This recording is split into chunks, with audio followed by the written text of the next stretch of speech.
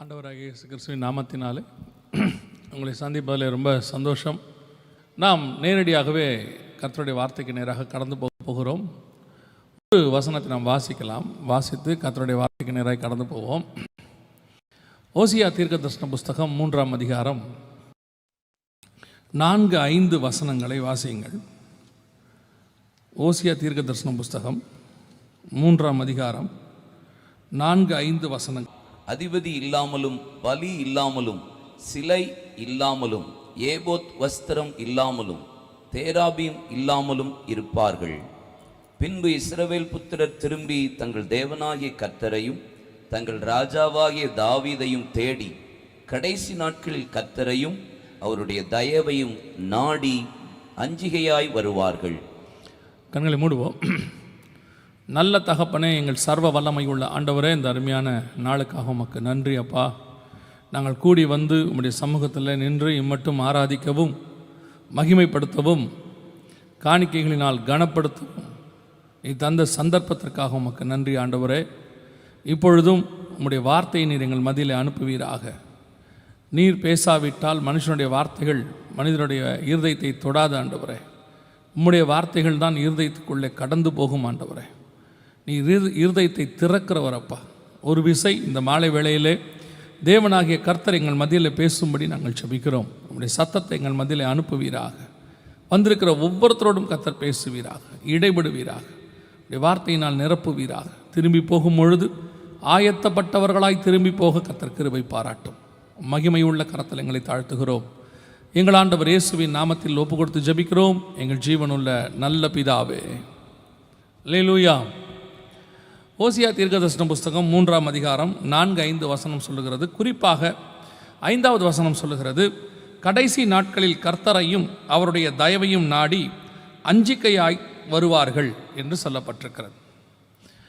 இந்த கடைசி நாட்கள் என்று சொல்லும் பொழுது இந்த நாட்களிலே அநேகர் அதை ஒரு பயப்படுத்துகிற விஷயமாய் பார்க்கிறார்கள். ஒரு சிலரெல்லாம் நேரடியாகவே கேட்டிருக்கிறார்கள், ஏன் கடைசி காலம்னு சொல்லணும், அது வந்தால் வரட்டும், ஏன் கடைசி காலத்தை பற்றி பேசணும் அப்படின்னு சொல்கிறாங்க.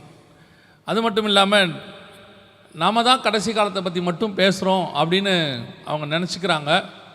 உண்மையிலேயே இந்த கடைசி காலத்தை குறித்து கடைசி காலத்தில் நாம் பேசிக்கொண்டிருக்கிறோம். ஆனால் இப்போ இல்லை, 2000 வருஷத்துக்கு முன்னாடியிலிருந்து பைபிள் கடைசி காலத்தை பற்றி சொல்லிக்கிட்டே இருக்குது. அதுவும் ஏதோ தீர்க்கதரிசிகள் புஸ்தகத்தில் மாத்திரம் இல்லை. நீங்கள் ஆதியாகமத்தின் புஸ்தகம் 49ஆம் அதிகாரம் 1-2 வசனங்களை வாசித்து பாருங்கள். யாக்கோபு தன்னுடைய பிள்ளைகளை அழைத்து ஆசீர்வதிக்கும் போது எந்த காலகட்டத்துக்குரிய ஆசீர்வாதத்தை குறித்து சொல்லுகிறார் என்று நீங்கள் வாசிக்கும் போது, பிள்ளைகளே, கடைசி காலத்தில் நடப்பவை நான் உங்களுக்கு சொல்லுவேன் என்று தான் சொல்லுகிறார். அப்போ கடைசி காலத்தை பற்றினதான தீர்க்க தரிசனம் ஆதியாகமத்திலேயே ஆரம்பிச்சிருச்சு. அங்கே ஆரம்பித்து ஓசியா புஸ்தகத்தில் இப்போ நம்ம வாசிக்கிறோம். தானியேல் புஸ்தகம் 12ஆம் அதிகாரத்தில் முடிவு காலத்தை குறித்து வாசிக்கிறோம். அதையும் தாண்டி 1 யோவான் 2:18 பிள்ளைகளை இது கடைசி காலமாக இருக்கிறது என்று சொல்லி வாசிக்கிறோம். தீமோத்தேயுவின் புஸ்தகத்துக்கு எழுதும்போது பவுல் எழுதுகிறார், கடைசி காலத்தில் பரியாசக்காரர் வருவார்கள் என்று எழுதுகிறார். இப்படி பேதுருவின் புஸ்தகம் சொல்லுகிறது 2 பேதுரு 3:3 கடைசி காலத்தை குறித்து எல்லா வேத புத்தகத்திலும் வேத புத்தகத்தில் இருக்கிற எல்லா புத்தகத்திலும் சொல்லப்பட்டிருக்கிறது. ஆனால் இன்னைக்கு கடைசி காலத்தை பற்றி நாம் பேசினாவோ அல்லது சொன்னாவோ இதை நம்ம தான் ஏதோ கடைசி காலத்தை பற்றி பேசுகிற மாதிரி நினச்சிக்கிறாங்க. இன்னும் சொல்ல போனால் கடைசி காலத்தை அவர்கள் எதிர்பார்த்து 2000 வருஷமாய் காத்திருக்கிறார்கள். 2000 வருஷத்தினுடைய முடிவுக்குள்ளே நாம் இப்பொழுது வந்திருக்கிறோம். எப்பொழுது பரிசுத்த ஆவியானவர் ஊற்றப்பட்டாரோ அப்பயே கடைசி நாள் ஆரம்பித்து விட்டது. கடைசி நாட்களில் மாம்சமான யாவர் மேலும் என் ஆவியை ஊற்றுவேன் என்று அப்போஸ்தலர் நடபடிகள் 2ஆம் அதிகாரத்தில் அந்த தீர்க்க தரிசனம் நிறைவேறினதாக பேதுரு சொல்லுகிறார். அப்போ கடைசி நாட்கள் என்பது அப்பவே ஆரம்பிச்சிருச்சு. தேவனை பொறுத்த வரைக்கும் 1000 வருஷம் ஒரு நாளை போல அவருக்கு இருக்கிறது. இது 2வது நாள் அவர் கணக்கும்படி. நாம் ஆயத்தப்பட வேண்டியதான இன்னும் 2000 வருஷம் ஆயிடுச்சுன்னா நம்ம இன்னும் சீக்கிரம் ஆயத்தப்படணும்னு அர்த்தம். அவர் வச்ச நாட்களில் 2000 வருஷம் முடிஞ்சிருச்சு. இன்னும் நாம் சீக்கிரம், இன்னும் அதிகமாக, இன்னும் வாஞ்சையாக, இன்னும் எதிர்பார்ப்போடு காத்திருக்கிறோன்னு அர்த்தம். ஆனால் இப்போ தான் கடைசி காலத்தில் தான் சபை நிர்விசானமாக இருக்கிறது. குறிப்பாக கிறிஸ்தவர்கள் இந்த கிறிஸ்தவர்களுக்கு இருக்க வேண்டிய மிக முக்கியமான குணாதிசயத்தில் ஒன்று என்னவென்று சொன்னால், அவர்கள் கற்று அதை உலகத்துக்கு சொல்ல வேண்டும். அப்படிதான் பைபிள் சொல்லுது. ஆவியானவர் சபைகளுக்கு சொல்லுவார், சபை தான் போய் உலகத்துக்கு சொல்லணும். ஆனால் இன்னைக்கு என்ன நிலைமைன்னா, சபைக்கே தெரியாது, சபைக்கே பாதி விஷயம் தெரியாது. உலகத்தை பார்த்து தான் சபை கற்றுக்குது, மீடியாவில் வரதை பார்த்து தான் நாம் தெரிஞ்சுக்கிறோம் தீர்க்க தரிசனங்கள் எல்லாம் நிறைவேறது. ஆனால் வேதத்தில் 2500 வருஷத்துக்கு முன்பதாக, 2000 வருஷத்துக்கு முன்பதாகவே தீர்க்க தரிசனங்கள் எல்லாம் துல்லியமாய் உரைக்கப்பட்டாகிவிட்டது. அதனால தான் ஆண்டவர் திருப்பி திருப்பி சொல்கிறார். 4ஆம் அதிகாரம் ஓசியா புஸ்தகத்தில் சொல்லும்போது, என் ஜனங்கள் அறிவின்மையால் சங்காரமாகிறார்கள், நான் என்னுடைய மகத்துவங்களை அவர்களுக்கு எழுதி கொடுத்தேன் என்று சொல்லுகிறார். எத்தனையோ காரியங்களை நீங்கள் வாசித்து பாருங்கள். 4ஆம் அதிகாரத்தில் அவர் சொல்லும்போது 4:6 சொல்லுகிறது, என் ஜனங்கள் அறிவின்மையால் சங்காரமாகிறார்கள் என்று சொல்லி. இன்றைக்கி அதே நிலைமை தான். இன்றைக்கி வாட்ஸ்அப்லேயும் ஃபேஸ்புக்லேயும் ஏதாவது இன்ஃபர்மேஷன்ஸ் வந்துட்டால் உடனே அதை எடுத்துகிட்டு பெருசாக வைரலாக அதை நம்ம உடனடியாக ஃபார்வேர்ட் பண்ணுறதுங்கிறது இன்றைக்கி நமக்கு இருக்கக்கூடிய ட்ரெண்டிங்கில் ஒன்று. அது ஒரு பழக்கம். வாட்ஸ்அப்பில் வந்திருக்கு, ஃபேஸ்புக்கில் வந்திருக்கு, இன்ஸ்டாகிராமில் வந்திருக்கு, ட்விட்டரில் வந்திருக்குன்னு சொல்லி அதை உடனடியாக ஃபார்வேர்ட் பண்ணுறோம். இது எல்லாம் 2500 வருஷத்துக்கு முன்னாடி சொன்னதினுடைய நிறைவேறுதல் என்பது மட்டும் சபைக்கு தெரிய மாட்டேங்குது. இன்றைக்கி சபை கடைசி காலத்தில் ரிலீஜியஸாக இருக்கிறது, ஸ்பிரிச்சுவலாக இல்லை. அதுதான் இப்போ பிரச்சனையே. ரிலீஜியஸுக்கும் ஸ்பிரிச்சுவாலிட்டிக்கும் டிஃப்ரென்ஸ் இருக்கிறது. நாம் இன்னைக்கு மத ரீதியாக இருக்கிறோமே ஒழிய ஆன்மீக ரீதியாக இல்லை. தேவனை பற்றின அறிவு இல்லை என்று ஆண்டவர் சொல்லுகிறார். அறிவின்மையால் சங்காரமாகிறார்கள். எவ்வளோ விஷயங்கள் இந்த குறிப்பிட்ட 30 வருஷத்துக்குள்ளே நடந்திருக்குது. குறிப்பிட்ட 70 வருஷத்துக்குள்ளே எவ்வளோ தீர்க்க தரிசனங்கள் நிறைவேறி இருக்கிறது. 2000 வருஷத்துக்கு முன்னாடி இயேசு முதலாவது வரும்போது அவர் பிறந்த பிறகு கூட எருசலேமில் இருக்கிற ராஜாவுக்கும் அங்கே இருக்கிற ஜனங்களுக்கும் அவர் பிறந்து விட்டார் என்பது தெரியாமல் இருந்தார்கள். இன்னும் சொல்ல போனால் அவர் தெரிந்து 30 வருஷம் கழிச்சியும் ஒரு கூட்டம் வந்து இயேசுகிட்ட கேட்டுச்சு, நீர்தான் மேசியாவா என்று சொல்லி. அதே போலத்தான் இப்பொழுதும் இருக்கிறது. தீர்க்க தரிசனங்கள்லாம் நிறைவேறியும் அது நிறைவேறி விட்டது என்பது உலகத்துக்கு தெரியாமல் இருக்கலாம், ஏன்னா அவங்க கையில் வேதம் இல்லை. ஆனால் வேதத்தை கையில் வைத்திருக்கிற சபைக்கு நமக்கு ஏன் தெரியவில்லை? நாம் அல்லவா அதை கொண்டு போய் மற்றவர்களுக்கு சொல்ல வேண்டும்.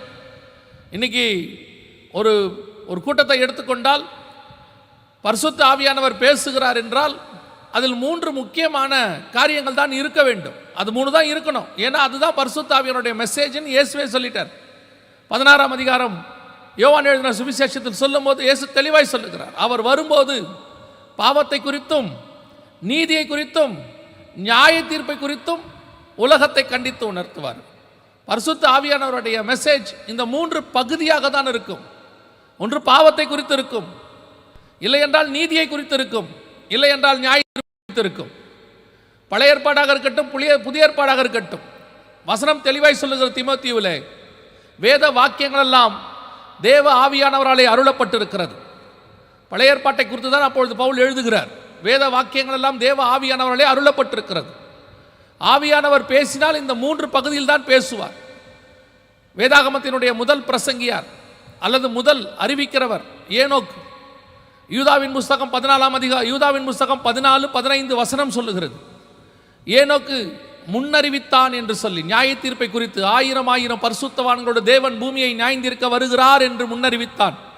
முதல் பிரசங்கியாருடைய பிரசங்கமே நியாய தீர்ப்பு தான். அடுத்த பிரசங்கியார் ஏறக்குறைய ஒரு 600 வருஷம் கழித்து வருகிறார், நோவா. அவர் பிரசங்கத்தை குறித்து வேதம் சொல்லுகிறது, பேதுருவின் புஸ்தகம், நீதியை பிரசங்கித்தவனாகிய நோவா.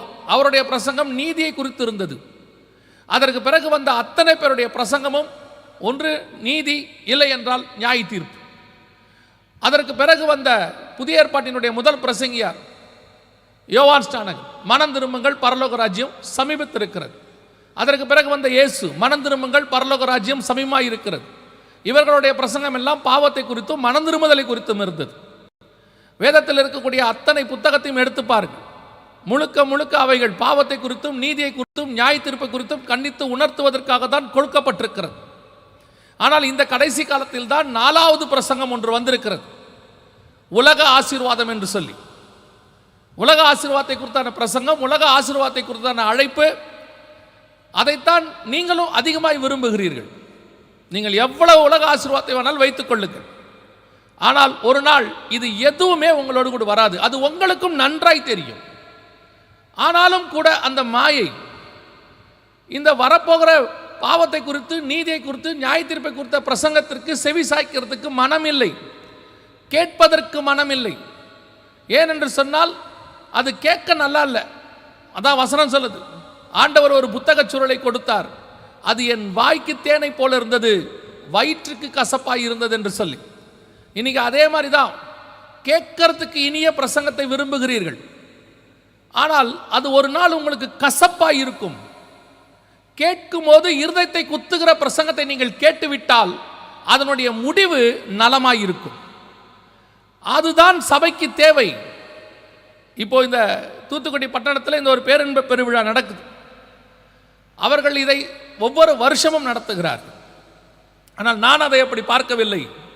இந்த வருஷம் வரப்போகிறதான மிக முக்கியமான காரியங்களை முன்னறிவிக்கிற கூட்டமாகத்தான் இதை பார்க்கிறேன். தூத்துக்குடி மாவட்டம், அதுதான் வேதத்தினுடைய திட்டம். இந்த 2 நாளும் நான் விசுவாசிக்கிறேன், ஆவியானவர் இந்த கூட்டத்தை அதற்கென்று பயன்படுத்தி கொள்ள போகிறார். தூத்துக்குடி மாவட்டத்திற்கு வரப்போகிறதான மிக முக்கியமான சில காரியங்களை இன்றும் நாளையும் நாம் கேட்க போகிறோம். வெறும் கேட்கிறவர்களாய் மாத்திரமல்ல, ஆயத்தப்பட்டவர்களாய், ஒரு பெரிய கூட்டத்தை ஆயத்தப்படுத்துகிறவர்களாய் மாற வேண்டும். அதற்கான வாய்ப்பாய் இந்த 2 நாள் கூட்டத்தை நாம் பார்க்க போகிறோம். அதில் மிக முக்கியமாக நாம் கடைசி காலத்தில் தான் இருக்கிறோம் என்பதற்கு ஒரு அடையாளம் என்னவென்று சொன்னால், ஏன்னா இந்த கடைசி காலம் நம்ம பேசி பேசி இப்படி தான் இவங்க சொல்லுவாங்க.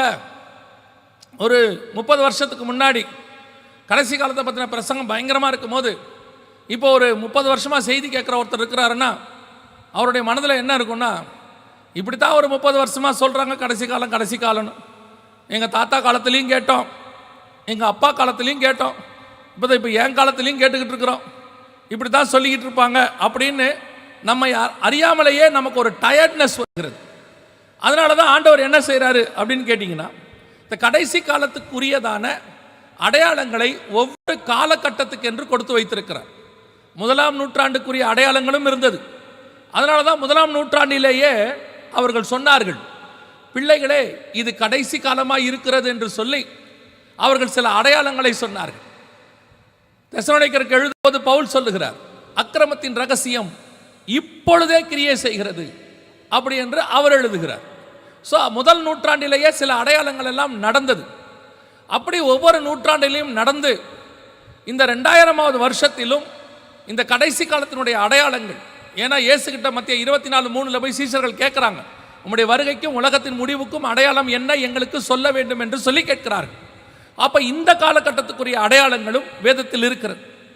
அந்த அடையாளங்களை பார்க்கும்போது தான் நாம் ஆயத்தப்பட முடியும். ஓ இதெல்லாம் நடக்குது அப்படின்னா வருகை வரப்போகுது, ரொம்ப ஷார்ட் டைமில் இருக்கிறோம், எந்த நேரமும் வருகை வரும் அப்படிங்கிறதான ஒரு ஆயத்தத்தை நாம் செய்ய முடியும். அதில் மிக முக்கியமாக நாம் கடைசி காலத்தில் தான் இருக்கிறோன்றதுக்கு என்ன அடையாளம் அப்படின்னு கேட்டிங்கன்னா, முதலாவது பேசிக், நம்ம காலகட்டத்துக்குரியதில் ஒரு ஆரம்பம். இதுக்கு முன்னாடி நிறைய நடந்திருக்குது. 10ஆம் நூற்றாண்டில் நடந்திருக்குது, 11ஆம் நூற்றாண்டில் நடந்திருக்குது, 17ஆம் நூற்றாண்டில் நடந்திருக்குது, 16ஆம் நூற்றாண்டில் நடந்திருக்கு. கடைசி காலத்தில் நடக்க வேண்டிய அந்த பாட்டாக நடந்துக்கிட்டே வருது. இப்போ நம்ம ஃபைனல் ஸ்டேஜுக்கு வந்துட்டோம். அதில் ஒரு பெரிய விஷயம் என்னென்னா, நீங்கள் வாசித்த வசனம் ஓசியா புஸ்தகம் 3ஆம் அதிகாரம் 5வது வசனத்தில் என்ன சொல்லப்பட்டிருக்குன்னா, கடைசி நாட்களில் இஸ்ரவேல் புத்திரர் அஞ்சிக்கையாய் திரும்பி வருவார்கள் என்று சொல்லப்பட்டிருக்கு. கிபி 70 1ஆம் நூற்றாண்டிலே காணாமல் போன இஸ்ரவேலர்கள், பூமி எங்கும் சிதறி போனவர்கள், அவர்கள் மொழி, இனம், அவர்களுடைய நாடு, அவர்களுடைய வழிபாடு எல்லாம் தொலைந்து விட்டது. அவங்க எங்கே போனாங்கன்னே தெரியாது. 1850 ஆண்டு வருஷம் அவர்கள் என்ன ஆனார்கள் என்று தெரியாது. அவர்கள் எப்பொழுது திரும்பி வருகிறார்களோ, வேதத்தில் நீங்கள் 2 முறை வாசித்திருப்பீர்கள். ஒரு முறை எகிப்திலிருந்து அவர்கள் திரும்பி வந்தார்கள், இன்னொரு முறை செருபாபேல், எஸ்ரா, அவர் நெகேமியா தலைமையில் அவர்கள் மீண்டுமாக திரும்பி வந்தார்கள். இதெல்லாம் படிச்சிருக்கிறோம். ஆனால் நம்ம காலத்தில் 3வது முறை திரும்பி வந்தார்கள். 1948 ஆரம்பித்து 2023 வரைக்கும் அவர்கள் திரும்பி வந்ததுக்கான காரியங்கள் நடைபெற்றது. நீங்கள் மாத்துறீங்களா? நீங்கள் மாத்துறீங்களா? கவனிங்கள், இது 1948 முதலாவது அவர்கள் இஸ்ரவேலுக்கு திரும்பி வந்ததான பேப்பர். இப்போ நீங்கள் பார்க்குற இந்த வீடியோ 2020, 21, 22 இந்த காலகட்டங்களிலே திரும்பி வருகிறதான இஸ்ரவேலர்கள். ஏறக்குறைய 70-75 ஆண்டு காலமாக இப்பொழுது அவர்கள் திரும்பி வந்து கொண்டிருக்கிறார்கள். வேதம் சொன்னபடி ஓசியா புஸ்தகத்தில் சொன்ன அஞ்சிக்கையாய் திரும்பி வருவார்கள் என்கிறதான தீர்க்க தரிசனம் கண்களுக்கு முன்பாக யார் மாத்துறது?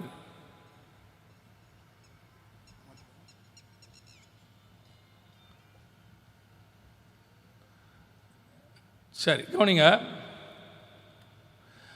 வேதத்தில் சொன்னபடி துல்லியமாய் நம் காலகட்டத்தில் இந்த கடைசி நூற்றாண்டில், இன்னும் சொல்ல போனால் இந்த 75 வருஷத்தில் நிறைவேறியிருக்கு. யாராவது கடைசி காலம் இல்லை, இதெல்லாம் கடைசி காலம் கிடையாது அப்படிலாம் சும்மா சொல்கிறாங்க, இன்னும் காலகட்டம் இருக்குது, நீங்கள் ஏமாறாதீங்க அப்படின்னா நான் உங்களுக்கு சொல்லுகிறேன், வேதத்தில் சொல்லப்பட்டதான தீர்க்க தரிசனம் தான் உண்மை. இவர்களுடைய அசம்ஷன், இவர்கள் யூகிக்கிற காரியங்கள் எல்லாம் தவறாய் போகும். வேதம் ஒரு நாளும் தவறாய் போகாது. வேதத்தில் என்ன சொன்னதோ அதான் கரெக்ட். இவங்க பார்க்குற தரிசனம், இவங்க சொல்கிற தீர்க்க தரிசனம் சொல்லுகிறது யாராய் இருந்தாலும் சரி, வேதத்திற்கு புறம்பாய் இருந்தால் அது தவறு தான். சொல்கிற மனுஷன் யாருன்றது முக்கியம் இல்லை, என்ன சொல்கிறாங்கன்றது தான் முக்கியம். வேதத்தில் சொன்னபடி இஸ்ரவேலர் திரும்பி வர தொடங்கி விட்டார்கள். அப்படியானால் இது கடைசி காலம் என்பதற்கான அடையாளம். ஏன்னா வேதம் தெளிவாக சொல்லுது, கடைசி நாட்களில் அவங்க திரும்பி வருவாங்க. உங்களுக்கு எப்பப்பெல்லாம் இது கடைசி காலமா, நாம் கடைசி காலத்தில் தான் இருக்கிறோமா அப்படின்னு உங்களுக்கு சந்தேகம் வருமானால், இஸ்ரவேல்னு ஒரு தேசம் இருக்குது, யூதர்கள்னு ஒரு இனம் இருக்குது, அங்கே ஜனங்கள் இருக்கிறார்கள், எருசலேம்னு ஒரு பட்டணம் இருக்குது, அது தலைநகராகவும் இருக்குது. இது எல்லாம் நம்முடைய காலகட்டத்தில் நிறைவேறின தீர்க்க தரிசனம். அதை பார்க்கும்போது உங்களுக்கு நிச்சயமாய் ஒன்று தெரிந்து கொள்ளுங்கள், நாம் கடைசி காலத்தில் தான் இருக்கிறோம். கடைசி காலத்தினுடைய மக்கள் நாம் தான். ஏன்னா நம்ம கண்ணுக்கு முன்னாடி தான் இது நடக்குது. வேதம் சொன்ன மிக துல்லியமான தீர்க்க தரிசனம் ஆண்டவர் சொன்னபடியே நடக்குது. இப்போ வேதத்தில் சொன்ன இந்த முக்கியமான தீர்க்க தரிசனம் நிறைவேறி, ஓசியா 3, 4, 5 நிறைவேறி, இது 75வது வருஷம். ஆண்டவர் சொன்ன இஸ்ரவேலுக்குடைய ஒரு தலைமுறைக்கான கணக்கில் நாம் வாழ்ந்து கொண்டிருக்கிறோம். இனி காலம் கண்டிப்பாக செல்லாது. ஆண்டவர் சொன்னபடியே துல்லியமாய் பல நேரங்களிலே இயேசு கிறிஸ்துவின் வருகையை குறித்து, ஆயத்தத்தை குறித்து பேசும்போது புதிய ஏற்பாட்டில் தான் அது சொல்லப்பட்டிருக்கிறதாகவும், அது ஏதோ மறைமுகமாக இருக்கிறதாகவும், வெளிப்படையாகலாம் அப்படியெல்லாம் ஒன்றும் இல்லை என்று சொல்லி சிலர் சொல்லுவார்கள். சமீபத்தில் இந்த கொரோனா நேரத்தில், இந்த லாக்டவுன் பீரியடில் பழைய ஏற்பாட்டை தியானித்து கொண்டிருந்த போது அநேக காரியங்கள் இயேசு கிறிஸ்துவினுடைய பிறப்பிலிருந்து, சிலர்லாம் இப்போ சொல்கிறாங்க பழைய ஏற்பாட்டில் அப்படியெல்லாம் ஒன்றும் இல்லைங்க, பழைய ஏற்பாட்டே தேவையில்லை, அது முற்றிற்று அப்படின்னு சொல்கிறார். ஆனால் இயேசு சொல்கிறாரு, அதை விடாதிருக்க வேண்டும் என்று சொல்லுகிறார். அது மட்டுமல்ல, பவுல் தெளிவாக எழுதுகிறார். கொலோசியருக்கு எழுதும் போது மிக தெளிவாக பண்டிகைகளையும் மாத பிறப்புகளை குறித்து, பழைய ஏற்பாட்டை குறித்து, அற்பமாய் எண்ணாதிருங்கள், அவைகள் வரும் காரியங்களுக்கு நிழலாயிருக்கிறது, அவைகளின் பொருள் கிறிஸ்துவை பற்றினதுன்னு இருக்கு. பழைய ஏற்பாடு இல்லாமல் புதிய ஏற்பாடு முழுமை பெறாது. புதிய ஏற்பாட்டினுடைய அநேக ரகசியங்கள் பழைய ஏற்பாட்டில் கொடுக்கப்பட்டிருக்கு. அந்த சாவி அதுக்குள்ளே தான் இருக்குது. அதை நீங்கள் கண்டுபிடிக்கணும். அதுதான் பழைய ஏற்பாட்டை சேர்த்து கொடுத்துருக்கிறார். நன்றாய் தெரிந்து கொள்ளுங்கள். யூதர்கள் கையில் பழைய ஏற்பாட்டு மட்டும் இருக்கிறது. நம்முடைய கையில் தான் முழு வேதாகமத்தையும் கர்த்தர் கொடுத்து வச்சிருக்கிறார். அது திருச்சபைக்கு கர்த்தர் கொடுத்திருக்கிறதான மகத்துவம். வேதம் சொன்னபடி ஓசியாவின் புஸ்தகத்திலிருந்து இயேசு கிறிஸ்துவினுடைய பிறப்பு நீங்கள் பார்த்துருப்பீங்க. அவர் ஒரு நட்சத்திரம் தோன்றும்னு பிழையாம் சொல்லுவா. அப்புறம் தீர்க்க தரிசனம் அங்கே ஆரம்பித்து இயேசு கன்னியின் வயிற்றில் பிறப்பார் என்று ஏசாயா சொன்னார். இயேசு கிறிஸ்துவினுடைய மரணத்தை குறித்து ஏசாயாவிலும், அவருடைய வஸ்திரத்தின் மேல் சீட்டு போடுவதை குறித்து சங்கீதத்திலும், அவருடைய மரணத்தை குறித்து யாக்கோபு தரிசனத்திலும், அவருடைய உயிர்த்தெழுதலை குறித்து யோபு தரிசனத்திலும், அவருடைய பகிரங்க வருகையை குறித்து ஏனோக்கு சொன்னப்பட்டது. அவர் எங்கே வந்து இறங்குவார் என்று சகரியாவில் இருக்கிறது. அவர் எப்படி அரசாட்சி செய்வார் என்பது ஏசாயாவில் இருக்கிறது. இயேசு கிறிஸ்துவினுடைய பிறப்பிலிருந்து 1000 வருஷ அரசாட்சி வரைக்கும் அத்தனையும் துல்லியமாய் பழைய ஏற்பாட்டுக்குள் இருக்கிறது. அவைகளை தேடி கண்டுபிடித்து படிக்க வேண்டியதுதான் நம்முடைய வேதம், நம்முடைய வேலை. யூதர்கள் செய்த தவறு என்னவென்றால், அந்த வசனத்துக்குள் இருக்கிற இயேசுவை அவர்கள் விட்டுவிட்டார்கள். அவர் முழுவதமாக வந்து நிற்கும் பொழுது அவர்களால் அந்த இயேசுவை கண்டுபிடிக்க முடியவில்லை. அதனால தான் இயேசு திருப்பி சொன்னார், வேத வாக்கியங்களை ஆராய்ந்து பாருங்கள், அவைகள் என்னை குறித்து சாட்சி கொடுக்கிறது. அவர்கள் வேதத்தை ஆராய்ந்து பார்க்காததினாலே இயேசு மாம்சமும் இரத்தமுமாய் வந்து நிற்கும் பொழுது அவர்களுக்கு அவர் புலப்படாமல் போய்விட்டார். அதனால தான் திருப்பி திருப்பி வந்து கேட்பாங்க. அப்பையும் திருப்பி இயேசு சொல்றார், நான் உங்களுக்கு பலமுறை சொன்னேன், நீங்களோ என் மந்தையின் ஆடுகளாய் இராதபடியினாலே நீங்கள் என்னை தெரிந்து கொள்ளவில்லைங்கிறார். அதே மாதிரி தான் இப்போ புதிய ஏற்பாட்டு சபையுடைய பிரச்சனை என்னன்னா, இயேசுவினுடைய வருகை, இரண்டாம் வருகை குறித்தும் சபை எடுத்துக்கொள்ளப்படுதலை குறித்தும் அத்தனையும் வேதத்தில் சொல்லப்பட்டிருக்கு. ஆனால் அதை தேடி கண்டுபிடிச்சி ஆராய்ந்து படிக்க வேண்டியது சபையினுடைய வேலை. ஆனால் இப்போ யூதர்கள் பண்ண அதே தப்பத்தான் புதிய ஏற்பாட்டு சபையும் செஞ்சிட்டு. யூதர்கள் வேதத்தை வாசித்தார்கள், ஆனால் உள்ளுக்குள் இருக்கிறதை தேடி கண்டுபிடிக்கவில்லை. அதே மாதிரி தான் கிறிஸ்தவர்கள் இன்னைக்கு வேதத்தை வாசிக்கிறார்கள், ஆனால் வேதத்துக்குள் இருக்கிற காரியத்தை தியானிக்கிறதில்லை. இரவும் பகலும் வேதத்தை வாசிக்கிறவன் என்று வசனம் சொல்லவில்லை, இரவும் பகலும் வேதத்தை தியானிக்கிறவன் என்று வசனம் சொல்லுது. ரீடிங்க்கும் மெடிடேஷனுக்கும் டிஃபரன்ஸ் இருக்கு. ஸோ இன்னைக்கு கடைசி காலத்தில் நாம் வேதத்தை படிக்கிறோம். இங்கே யாரும் படிக்காதவங்களே கிடையாது. காலையில் எழுந்திரிச்ச உடனே பைபிள் வாசிக்கணுங்கிறது நம்ம ரொட்டீன் லைஃப்பில் இருக்கக்கூடியதான ஒரு வேலை. ஆனால் அந்த என்ன வாசிக்கிறோம், அன்னைக்கு என்ன வாசித்தோம், அன்னைக்கு அதில் என்ன ஆண்டவரை பற்றி சொல்லியிருக்கு, எதுவுமே நமக்கு தெரியாது. அதனுடைய விளைவு என்ன? வரப்போகிற ஆண்டவரை பற்றின விஷயங்கள் இங்கே கொடுக்கப்பட்டிருந்தும் நாம் அறியாதவர்களாக இருக்கிறோம். எப்படி இயேசு கிறிஸ்துவினுடைய முதலாம் வருகையை யூதர்கள் தவறவிட்டு விட்டார்களோ, அதே போல இயேசு கிறிஸ்துவின் இரண்டாம் வருகையை சபை தவறவிடப் போகிறது. சபை தவற விட்டதுனால தான் உபத்திரவ காலத்துக்குள் போக போகிறது. முதலாம் வருகையை யூதர்கள் தவற விட்டதுனால 1850 வருஷம் அவர்கள் உபத்திரவத்துக்குள்ளே போனார்கள், தேசத்தை விட்டு விரட்டப்பட்டார்கள். அதே மாதிரி ஒரு சூழ்நிலை புதிய ஏற்பாட்டு சபைக்கும் வரும். அதற்கு முன்பதாக சபைக்கு தேவையானதான அந்த அறிவிப்பை கொடுக்க வேண்டும் என்று கர்த்தர் விரும்புகிறார். அதுவும் கடைசி காலமாக இருக்கிறபடினாலே சபைக்கு ஆண்டவர் எப்படியாகிலும் சொல்ல வேண்டும் என்று விரும்புகிறார்.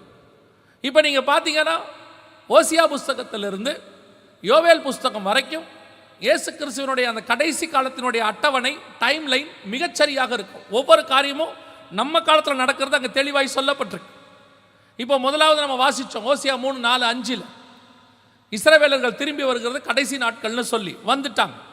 தீர்க்க தரிசனம் நிறைவேறிடுச்சு. அவங்க வந்த பிறகு என்ன செய்வாங்க அப்படிங்கிறது 4ஆம் அதிகாரம் ஓசியா புஸ்தகத்திலிருந்து 9ஆம் அதிகாரம் வரைக்கும் நீங்கள் வாசித்து பார்த்தீங்கன்னா 9:4 வரைக்கும் இன்னைக்கு இருக்கிற இஸ்ரவேல் தேசத்தினுடைய நிலையை கர்த்தர் அங்கே ஒவ்வொன்றா கொடுத்துருப்பார்.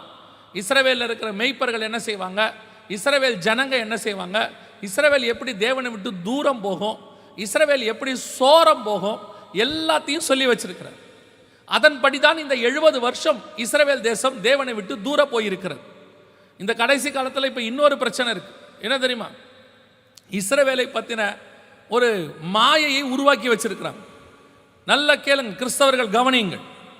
இஸ்ரவேல் தேசம் என்பது வாக்கு தத்தம் பண்ணப்பட்ட பூமி. It's a promised land. ஆனால் ஹோலி லேண்ட் கிடையாது. ஒன்று புரியணும் உங்களுக்கு, அது புனித பூமி கிடையாது, வாக்கு தத்தம் பண்ணப்பட்ட பூமி.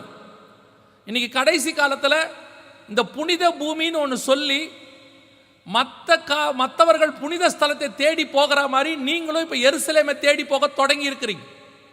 அதுவும் கடைசி காலத்தில் இது ஒரு மிகப்பெரிய வியாபாரமாக இருக்கிறது. சபைகளிலே எருசலேம் விற்கப்படுகிறது. காலத்தை பார்த்தால் போதகராக இருக்க வேண்டிய அநேகர் டூரிஸ்ட் கைடுகளாக அலைந்து கொண்டிருக்கிறார்கள். கவனித்துக் கொள்ளுங்கள். புனிதம் என்பது எங்கே இருக்கிறது என்றால் உங்களுக்கும் எனக்கும் எங்கே முழங்கால் போட்டு நாம் பாவ மன்னிப்பு கேட்கிறோமோ, எங்கே நம்முடைய தேவன் நம்மளை மன்னிக்கிறாரோ அதுதான் புனிதம். பாவத்தை தொலைக்கிற இடத்துக்கு பேர் தான் புனித ஸ்தலம், புண்ணிய ஸ்தலம். அநேகர் தங்கள் பாவங்களை தொலைக்கிறதுக்கு பல இடத்துக்கு போறாங்க, அதுக்கு புண்ணிய ஸ்தலம்னு பேர் வச்சிருக்கிறாங்க. உங்களுக்கும் எனக்கும் முழங்கால் போடுகிற இடத்திலேயே பாவ மன்னிப்பு கிடைக்கிறது. நம்முடைய ஆண்டவர் நம்முடைய பாவத்தை மன்னிக்கிறார். அவருடைய ரத்தம் நம்முடைய பாவத்தை கழுவுகிறது.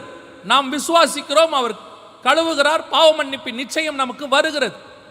அதை பொறுத்த வரைக்கும் புண்ணிய ஸ்தலம் என்பது இந்த பூமியில் நமக்கு கிடையாது.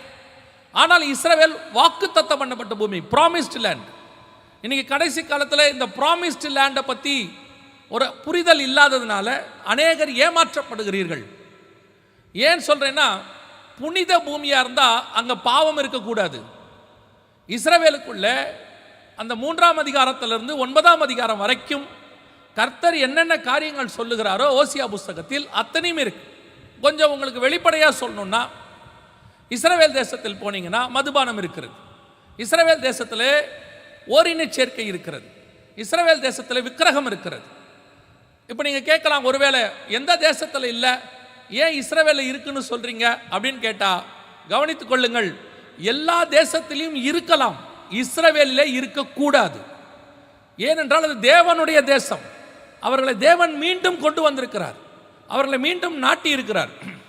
ஆனால் அவர்கள் இப்பொழுது தேவனை விட்டு தூரம் போயிருக்கிறார். அப்படி இருக்கிற அந்த காலகட்டத்தில் நடக்கிற காரியங்கள் தான் இங்கே சொல்லப்பட்டிருக்கிறது. எதற்கு உங்களுக்கு நான் இதை விரிவாய் சொல்லுகிறேன் என்றால், கடைசி காலத்தில் சபையில் நிறைய வியாபாரிகள் தொடங்கி விட்டார்கள். சபையிலே புறாவித்தது போக எருசலேம் தேவாலயத்திலே புறாவித்ததுக்கு பதிலாக இப்பொழுது சபையிலே எருசலேமே விற்கப்படுகிறது. ரொம்ப கேர்ஃபுல்லாக இருந்து கொள்ளுங்க. நீங்க எருசலேமுக்கு போயிட்டு வர்றதுனால பரலோகத்தில் முன்னுரிமை கொடுப்பாங்கன்னு நினைச்சுக்காதீங்க. இவர் ட்ரிப்பு போயிட்டு வந்திருக்கிறாரு, அதனால சிங்காசனத்துக்கு பக்கத்தில் சீட்டு போட்டு கொடுப்போம்லாம் கொடுக்க மாட்டாங்க.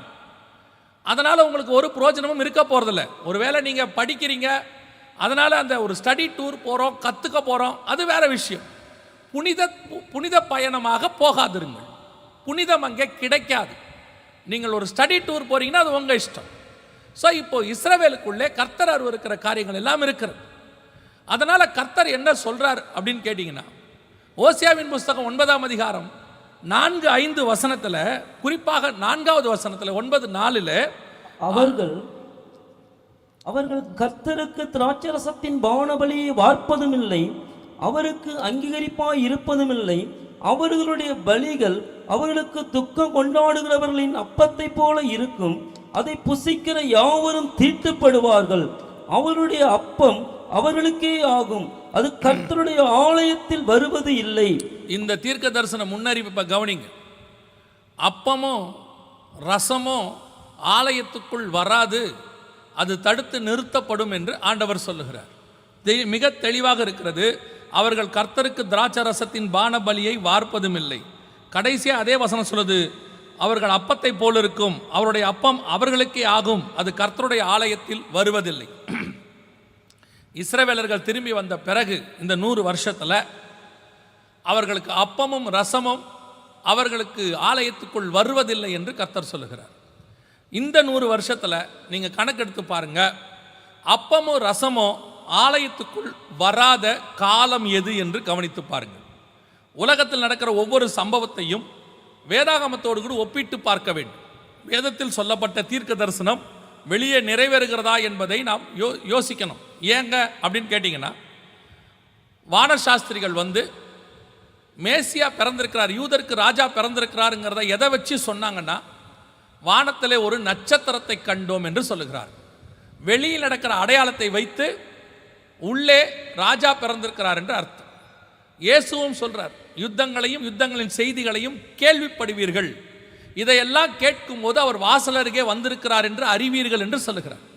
வெளியே நடக்கிற அடையாளத்தை வச்சு தான் இயேசுவினுடைய வருகையும் பைபிளுக்குள்ள நடக்கிற சம்பவத்தையும் நீங்கள் புரிஞ்சுக்க முடியும். எதுக்கு இதை உங்களுக்கு சொல்றேன்னா, கடந்த 100 வருஷத்தில் ஆலயத்துக்குள் அப்பமும் ரசமும் வராத காலம் எது என்பதை கவனித்து பாருங்க. இந்த கடந்த 3 வருஷம் 2020, 2021 இந்த காலகட்டங்கள் தான் அப்பமும் ரசமும் ஆலயத்துக்குள் வராத வருஷம். உங்களுக்கு தெரியும் என்று நான் நினைக்கிறேன், எல்லா காலகட்டத்திலேயும் அப்பமும் ரசமும் பிற்கப்பட்டது. குறிப்பாக அப்போஸ்தலர் காலத்தில் வீடுகள் தோறும் அப்பமும் ரசமும் அப்பம் பிற்கப்பட்டது. அதற்கு பிறகு ஆலயங்களிலே கொண்டு வரப்பட்டது.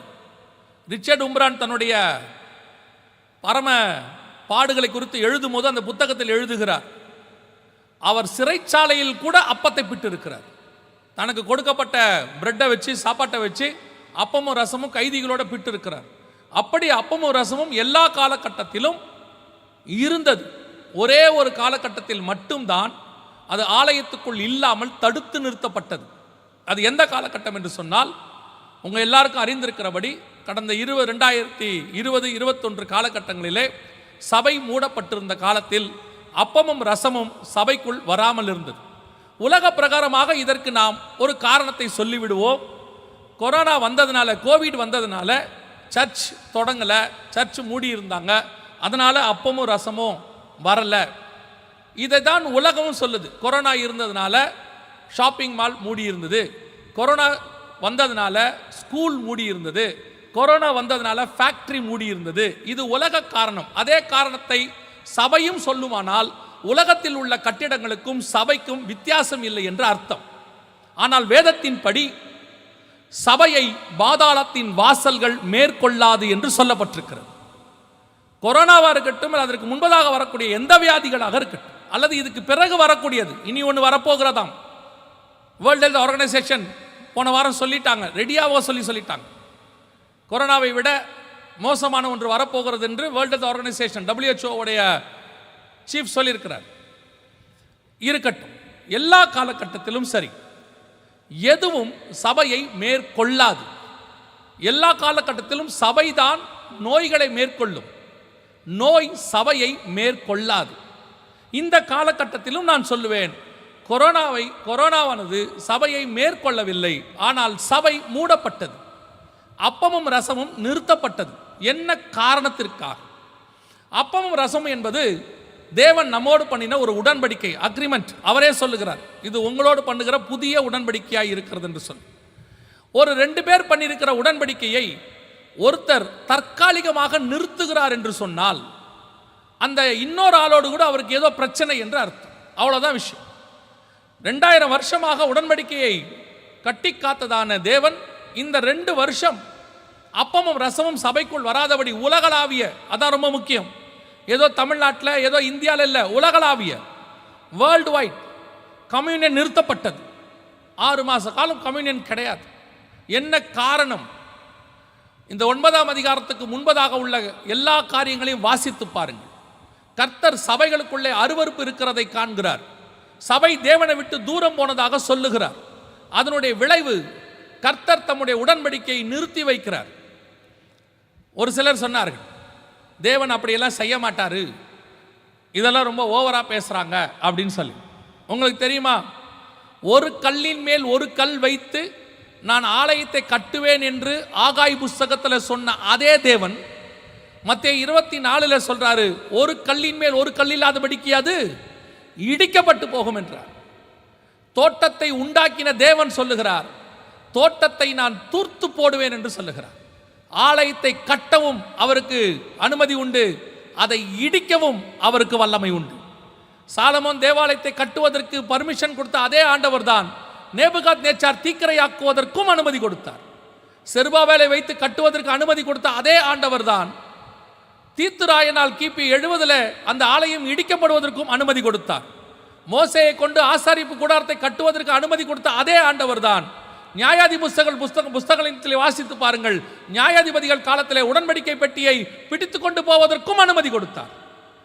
தேவன் கட்டுவதற்கும் அவரால் முடியும், இடிப்பதற்கும் அவரால் முடியும், இடித்ததை மீண்டும் கட்டுவதற்கும் தேவனால் முடியும். அதை முதல்ல நம்ம புரிஞ்சுக்கணும். அதனுடைய விளைவு சபைகளுக்குள்ள அப்பமும் ரசமும் வராமல் நிறுத்திடுச்சு. என்ன காரணம்? சபைக்குள்ள கர்த்தர் அருவருக்கிற எல்லா அருவருப்பும் இந்த கடந்த 20 வருஷத்தில் கொஞ்சம் கொஞ்சமாக உள்ளே வந்துச்சு. உள்ளே வந்ததே யாருக்கும் தெரியாது. அதான் ரொம்ப முக்கியம். உள்ளே வந்துச்சு, ஆனால் அதை அக்செப்ட் பண்ணிக்கிட்டு அதோட சகிச்சுக்கிட்டு வாழ தொடங்கிட்டோம். ஒரு காலத்தில் பாவம் எதிர்க்கப்பட்டது, ஒரு காலத்தில் பாவம் சகித்து கொள்ளப்பட்டது. அதற்கு பிறகு இப்பொழுது பாவம் ஏற்றுக்கொள்ளப்பட்டு விட்டது. ஆலயத்தில் கர்த்தரா தான் பார்த்தார். சபைகளுக்குள்ள, வெளிநாடுகளில் போனீங்கன்னு சொன்னால் சபைகளுக்குள்ள ஓரின சேர்க்கை திருமணம் பண்ணி வைக்காட்டி அரசியல் அமைப்பு சட்டத்தின்படி ஜெயில் தண்டனை. சபைகளுக்குள்ளே நாய்க்கும் பூனைக்கும் கல்யாணம், சபைகளுக்குள்ளே எல்லா அருவருப்பு, சபைகளுக்குள்ளே குழந்தையெல்லாம் பெற்றுட்டு அப்புறம் வந்து திருமணம் பண்ணிக்கலாம், சபையில் கர்ப்பமாக இருக்கிறவங்க வந்து திருமணம் பண்ணிக்கலாம், அப்படியெல்லாம் இருக்குது, சட்டம் இருக்குது. ஆனால் வசனம் சொல்லுது, விவாகம் யாவருக்குள்ளும் கனமுள்ளதாக இருக்கிறது. எல்லாம் கொஞ்சம் கொஞ்சமாக மாறி சர்ச்சு இஷ்டத்துக்கு போயிருச்சு. இதெல்லாம் வெளிநாட்டிலங்க, எங்கள் நாட்டிலலாம் அப்படி இல்லை. நீங்கள் ஒவ்வொரு நாட்டில் ஒவ்வொரு விதம். இங்கே அதுக்கு அனுமதி இல்லை. ஆனால் இங்கே மற்ற எல்லா காரியமும் இருக்கும். சபைக்குள்ள வியாபாரம் நடக்கும், சபைக்குள்ள ஏழை நடக்கும், சபைக்குள்ள ஜாதி பிரிவினர் இருக்கும், சபைக்குள்ள பிஸ்னஸ் பண்ணுவாங்க, சபைக்குள்ள எல்லாம் நடக்கும். ஆனால் கேட்கக்கூடாது. கேட்டால் அவங்களுக்கு கோபம் வந்துடும். நல்லா கவனிச்சுக்கொள்ளுங்க.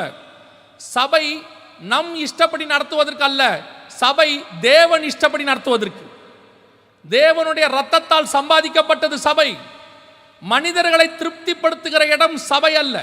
கடைசி 20-30 வருஷம் எல்லாரும் நினச்சிக்கிறாங்க சபையில் இருக்கிறவங்க அவங்க நினைக்கிறபடி சர்ச் நடக்கணும், அவங்க நினைக்கிறபடி ஊழியக்காரர் இருக்கணும், அவங்க நினைக்கிறபடி பிரசங்கம் வரணும், அவங்களுக்கு ஏற்ற மாதிரி ஆராதனை இருக்கணும், அவங்க நினைக்கிற நேரத்துக்கு தான் சர்ச்சு நடக்கணும், 3/4 மணி நேரம் 1 மணி நேரம் அதுக்கு மேலே நடத்தக்கூடாது. உங்களுக்கு ஏற்ற மாதிரி சபை நடந்தால் சபையும் பரலோகத்துக்கு போகாது, நீங்களும் போக மாட்டீர்கள். தேவனுக்கு ஏற்ற மாதிரி நடக்கிற சபை தான் பரலோகத்திற்கு போகும்.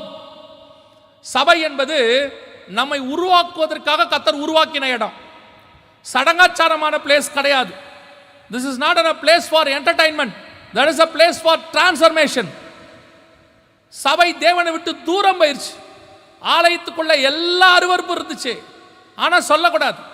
வெளியே நடக்கிற சினிமாவில் நடக்கிற எல்லா ஆட்டமும் பாட்டமும் சபைக்குள்ள இருக்கும், வெளியே நடக்கிற அரசியல் சபைக்குள்ள இருக்கும், வெளியே நடக்கக்கூடிய எல்லா அருவருப்பும் சபைக்குள்ள இருக்கும். ஆனால் கேட்கக்கூடாது, சொல்லவும் கூடாது, கண்டும் காணாதவரை போல இருக்கணும்.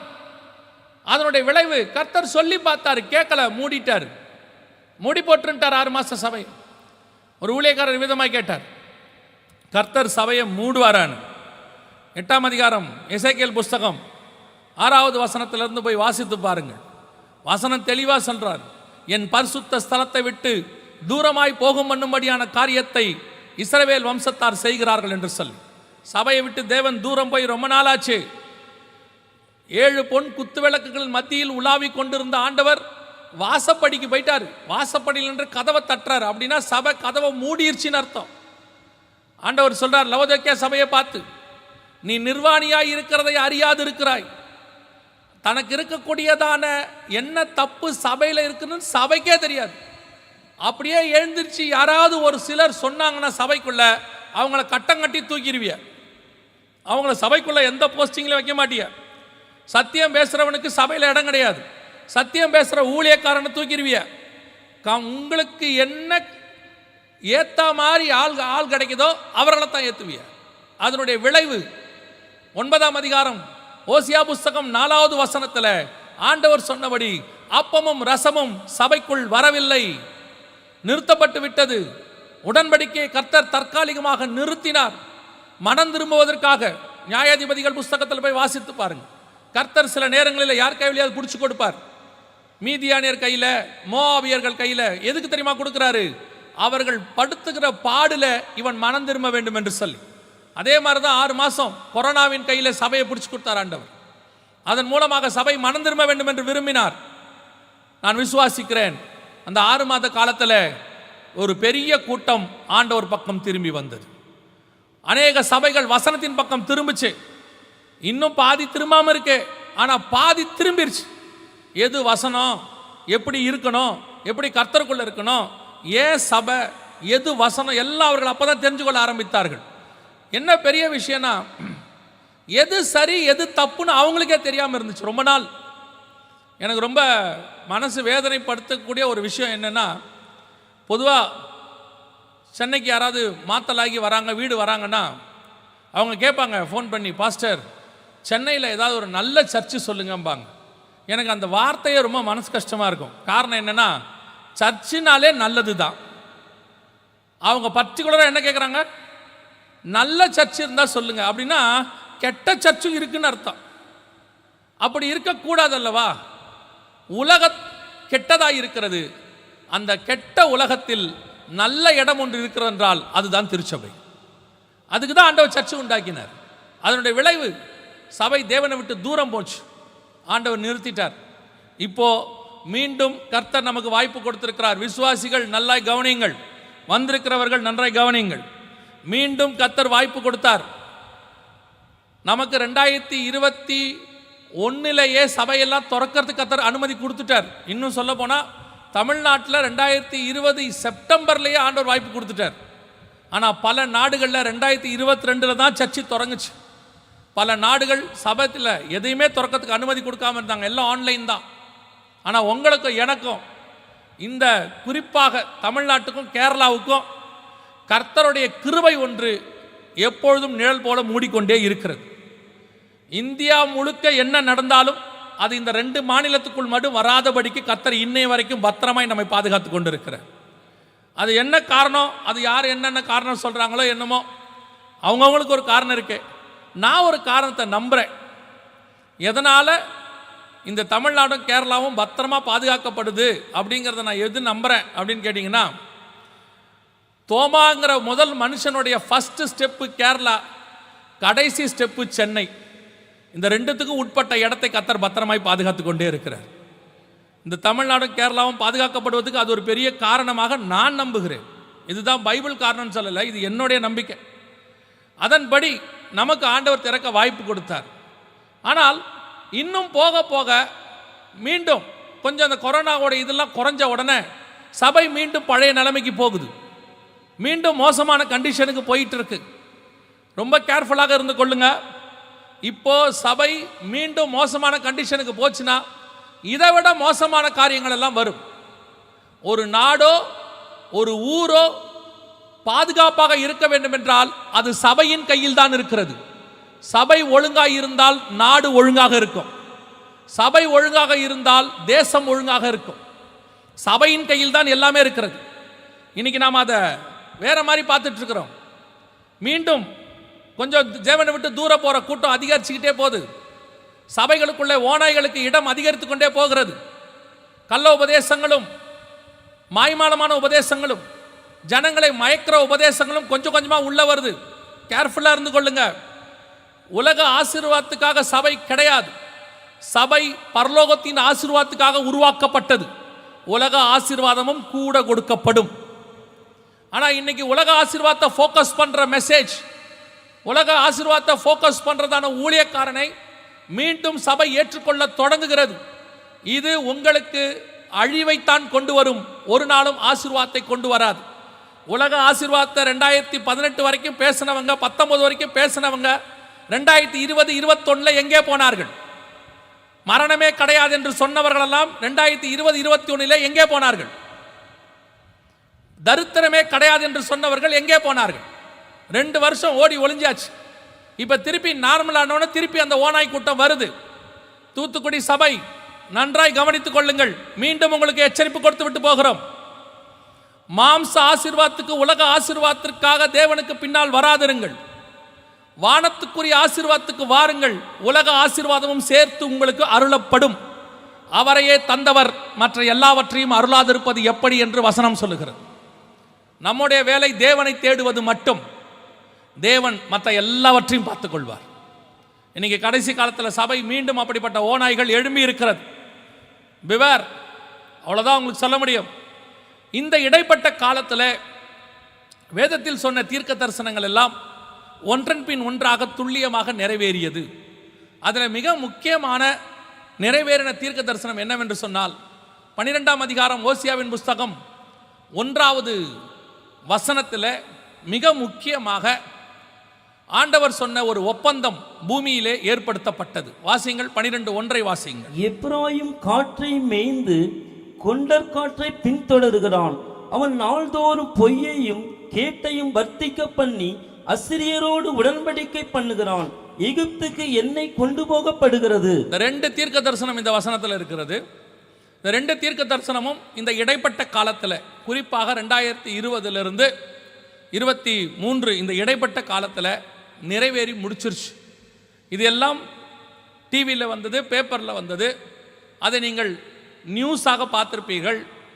ஆனால் ப்ராஃபஸியாக பார்த்துருக்க மாட்டீர்கள். அதுதான் இங்கே பிரச்சனையே. செய்தியாக இருக்கும், தீர்க்க தரிசனம் நிறைவேறுதலாக நீங்கள் பார்த்திருக்க மாட்டீர்கள். அந்த 12:1 என்ன சொல்லுகிறது? அசிரியரோடு கூட இஸ்ரவேல் உடன்படிக்கை பண்ணும் என்று வசனம் சொல்லுகிறது. அசிரியரோடு கூட உடன்படிக்கையை இதுவரைக்கும் இஸ்ரவேல் பண்ணினது கிடையாது. உங்கள் எல்லாருக்கும் தெரியும், ஆபிரகாம் பெயர் சபாவிலே அபிமெலேக்கோடு கூட உடன்படிக்கை பண்ணுகிறார். அதற்கு பிறகு ஈசாக்கு உடன்படிக்கை பண்ணுகிறார். அதற்கு பிறகு யாக்கோபு சீரியன் ஆகிய லாபானோடு கூட உடன்படிக்கை பண்ணுகிறார். அதற்கு பிறகு உடன்படிக்கை எங்கேயும் பண்ணப்படவில்லை. அது இஸ்ரவேலர்கள் பண்ணி கொடுக்கிறார் உடன்படிக்கை பெட்டி. அது அவங்களுக்கும் தேவனுக்கும் உள்ளது. நான் உலக பிரகாரமாய் சொல்லுகிறேன். ஆனால் வேதம் சொல்லுது, இஸ்ரவேலர் திரும்பி வந்த பிறகு அசிரியரோடு கூட உடன்படிக்கை பண்ணுவார்கள் என்று சொல்லி வேதம் சொன்னபடியே துல்லியமாக 2021ஆம் ஆண்டு அசிரியன்ஸ் என்று சொல்லக்கூடிய அரபியர்களோடு கூட, குறிப்பாக துபாய் தேசத்தில் இருக்கக்கூடிய 7 நாடுகளோடு கூட இஸ்ரவேல் உடன்படிக்கை பண்ணிவிட்டது. கடந்த 3000 வருஷத்தில் ஏற்படுத்தப்பட்ட முதல் உடன்படிக்கை. நன்றாய் கவனித்துக் கொள்ளுங்கள். இதுக்கு முன்பாக எகிப்தோடு கூட உடன்படிக்கை பண்ணப்பட்டிருக்கிறது, ஜோர்டானோடு கூட பண்ணப்பட்டிருக்கிறது. ஆனால் அசிரியரோடு கூட பண்ணப்பட்ட உடன்படிக்கை இதுதான். நீங்க பார்க்குற இந்த விஷயங்கள் என்ன ஒரு பெரிய ஆச்சரியம் கேட்டா, இன்னைக்கு டெக்னாலஜி டெவலப் ஆயிடுச்சு.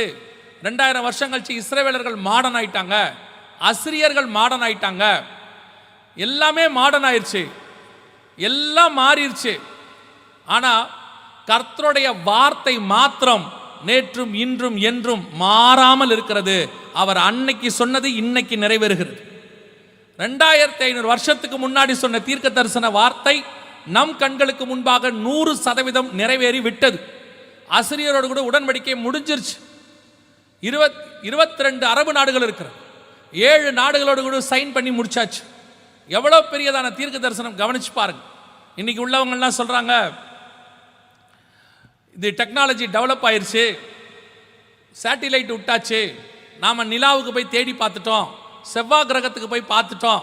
இந்த ஒரு நிலாவுக்கு போன ஒரு 3 பேர்ல ஒரு மனுஷன் வந்து சொன்னார், at last we came to moon, அதாவது நாங்கள் நிலவுக்கே வந்து விட்டோம், கடவுளை காணவில்லை. நிலாங்கிறது இங்கேருந்து இருக்கிற ஒரு பக்கத்தில் இருக்கிற ஒரு நட்சத்திரம், அவ்வளோதான். ஒரு 3,64,000 கிலோமீட்டர் தூரத்தில் இருக்கு, அவ்வளோதான், பக்கத்தில் இருக்கு. இன்னும் எவ்வளோ இருக்கு. அவர் சொல்லிட்டார் கடவுளை காணவில்லை அப்படின்னு சொல்லிட்டார். கவனிச்சு கொள்ளுங்கள், இவங்கெல்லாம் போய் பார்த்துட்டு கடவுளை பார்க்கலன்னு சொல்றாங்க.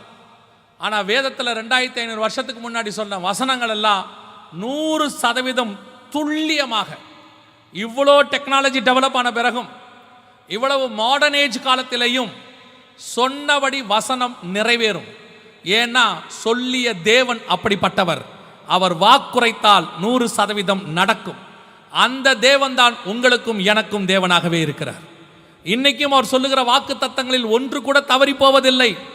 ஒருவேளை சூழ்நிலைகள் வேற மாதிரி இருக்கலாம். 1948 இஸ்ரவேல் வரும்போது எல்லா அரபு நாடுகளும் எதிர்ப்பு. 2004 வரைக்கும் இஸ்ரவேலை அங்கீகரிக்கவில்லை. 2015 வரைக்கும் இஸ்ரவேலுக்கு எதிராக ஐநா சபையில் ஓட்டு போட்டார்கள். ஆனால் ஆண்டவர் சொன்னார் அவர்கள் இவர்களோடு கூட உடன்படிக்கை பண்ணுவார்கள் என்று. 5 வருஷம் நிலைமை தலைகீழாய் மாறியது. அசிரியோடு கூட உடன்படிக்கை முடிஞ்சிருச்சு. ஆண்டவர் சொன்ன வார்த்தை, உங்கள் சூழ்நிலை என்ன தலைகீழா இருக்கட்டும், நடக்க முடியாததாக இருக்கட்டும், நடக்கவே நடக்காதுன்னு சொல்லட்டும், ஆனா கர்த்தர் சொல்லிட்டார்னா அது நடக்கும். நீங்க விசுவாசிங்க. சொன்னது கர்த்தர். சூழ்நிலைகளை பார்க்காதிருங்கள். ஆடு மேய்க்கும் போது ஒருத்தனை பார்த்து சொல்லுவார் நீ ராஜா ஆவேன்னு. ஏங்க என்ன பார்த்து சொல்றீங்க நானா ராஜா ஆவேன்? சொன்னது கர்த்தர். ஒரு நாள் நீ ராஜாவாக மாறுவாய். நீ விசுவாசிக்க வேண்டியது சூழ்நிலை அல்ல, நீ விசுவாசிக்க வேண்டியது கர்த்தருடைய வார்த்தையை. எனக்கு எப்போ இந்த ஊழியத்தின் பாதையிலையோ தனிப்பட்ட வாழ்க்கையிலையோ ஏதாவது சின்ன பிரச்சனை ஒன்று வரும்போது நான் அப்போல்லாம் இந்த வசனத்தெல்லாம் படித்து பார்ப்பேன், இந்த சம்பவங்கள்லாம் அப்படி பார்ப்பேன். ஒன்று எனக்கு சொல்லும், இவ்வளவு தூரம் துல்லியமாய் நிறைவேற்றுகிற ஆண்டவர் என்னையும் பத்திரமாய் பாதுகாக்க வல்லமை உள்ளவராய் இருக்கிறார். எவ்வளோ பெரியதான தீர்க்க தரிசனம் நிறைவேறுதல் பாருங்க. இன்னும் நாடுகள் அவர்களோடு கூட சைன் பண்ணி கொண்டே இருக்கிறார்கள். வேதம் சொன்னபடி இஸ்ரவேல் அசிரியோடு கூட உடன்படிக்கை பண்ணியாச்சு. இன்னும் சில நாடுகள் அவர்களோடு பண்ண போகிறார்கள். 12ஆம் அதிகாரம் 1ஆம் வசனம் ஓசியா புஸ்தகத்தில் சொன்ன தீர்க்க தரிசன வசனம் ஒரு பகுதி மிக துல்லியமாய் நிறைவேறிடுச்சு. அதுல 2வது பகுதி சொல்லுது அந்த வசனத்துல, எகிப்தியரோடு கூட எகிப்துக்கு எண்ணெய் கொண்டு போகப்படுகிறது.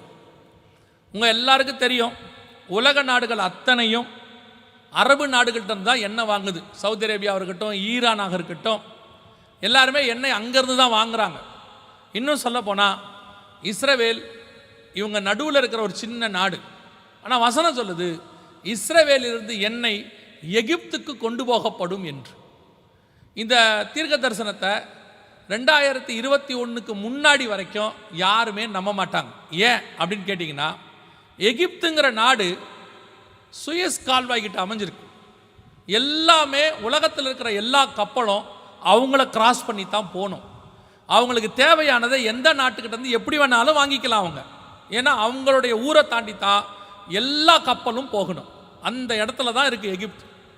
ஆனால் வேதம் சொல்லுது அந்த எகிப்துக்கு இஸ்ரவேலிலிருந்து எண்ணெய் போகும் என்று சொல்லி துல்லியமாக 2021 இந்த தீர்க்க தரிசனம் நிறைவேறியது.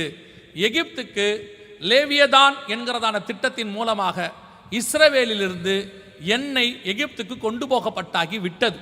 லேவியதான்னா பைபிளில் கடல் பாம்புன்னு அர்த்தம். கடலில் பைப் போட்டு பாம்பு சைஸில், அதாவது பாம்பு மாதிரி அந்த எண்ணெயை எகிப்துக்கு கொண்டு போயாச்சு. அதாவது ஓசியா புஸ்தகம் போது பாருங்க, ஓசியா புஸ்தகம் 12ஆம் அதிகாரம் 1வது வசனம் துல்லியமாக நிறைவேறி விட்டது. நாம் ஓசியா 12 கிராஸ் பண்ணிக்கிட்டு இருக்கிறோம். இதுதான் ரொம்ப முக்கியம். நாம் எந்த இடத்துல இருக்கிறோங்கிறத புரிஞ்சுக்கணும். ஓசியா 12:1 தீர்க்க தரிசனம் நம்முடைய காலத்தில் நம் கண்களுக்கு முன்பாக நிறைவேறி விட்டது. எவ்வளோ பெரிய தீர்க்க தரிசனம் பாருங்க. 1972 எகிப்தியர்களும் இஸ்ரவேலர்களும் எதிரிகள். மோசே காலத்திலிருந்து எதிரிகள். 1972 வரைக்கும் எதிரிகள். அவங்க சண்டை போட்டுக்கிட்டு தான் இருப்பாங்க. 2 பேரும் ஒன்றுக்கு ஒன்று சேர மாட்டாங்க. ஆனால் வசனம் சொல்லுது எகிப்துக்கு எண்ணெய் கொண்டு போகப்படும். சொன்னபடியே தீர்க்க தரிசனம் 2021 நிறைவேறி விட்டது. ஒரு காரியத்தை நான் உங்களுக்கு சொல்ல விரும்புகிறேன். பல நேரங்களிலே நம்முடைய சூழ்நிலை நாம் அநேகரிடத்திலிருந்து வாங்கக்கூடியதாக கூட இருக்கும் சில நேரங்களிலே. ஆனால் கர்த்தர் உனக்கு பண்ணுகிற வாக்கு தத்தம் என்னவென்று சொன்னால், ஒரு நாள் உன் கை கொடுக்கிற கையாய் மாறும், அநேகரை போஷிக்கிற கரமாய் மாறும். அந்த சின்ன நாடு இன்னைக்கு ஐரோப்பா முழுக்க எண்ணெய் கொடுக்குது. அந்த ஒரு குட்டி நாடு ஐரோப்பாவுக்கே எண்ணெய் கொடுக்குது. ரஷ்யா உக்ரைன் பிரச்சனையில் ரஷ்யா எந்தெந்த நாட்டுக்கெல்லாம் எண்ணெயை நிறுத்திருச்சோ எல்லா நாட்டுக்கும் இஸ்ரேல் எண்ணெய் கொடுக்குது, எகிப்துக்கு எண்ணெய் கொடுக்குது. அந்த தேவன் அப்படி ஆசீர்வதிக்க உங்களையும் ஆசீர்வதிக்க வல்லமை உள்ளவராய் இருக்கிறார். பல நேரங்களில் நம்ம குறைவுபட்டவர்களாய் காணப்படுவோம்.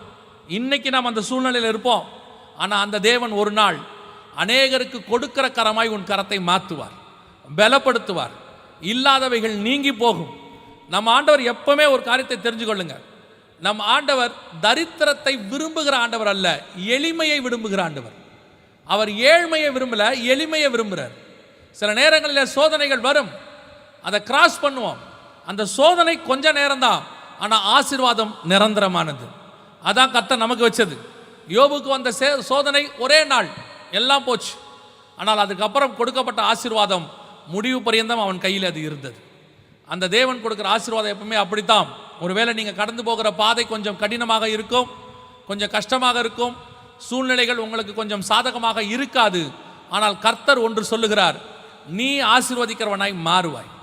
உன் கையை ஆசீர்வதிக்கிற கரமாய் கர்த்தர் மாற்றுவார். அது தேவனால் முடியும்.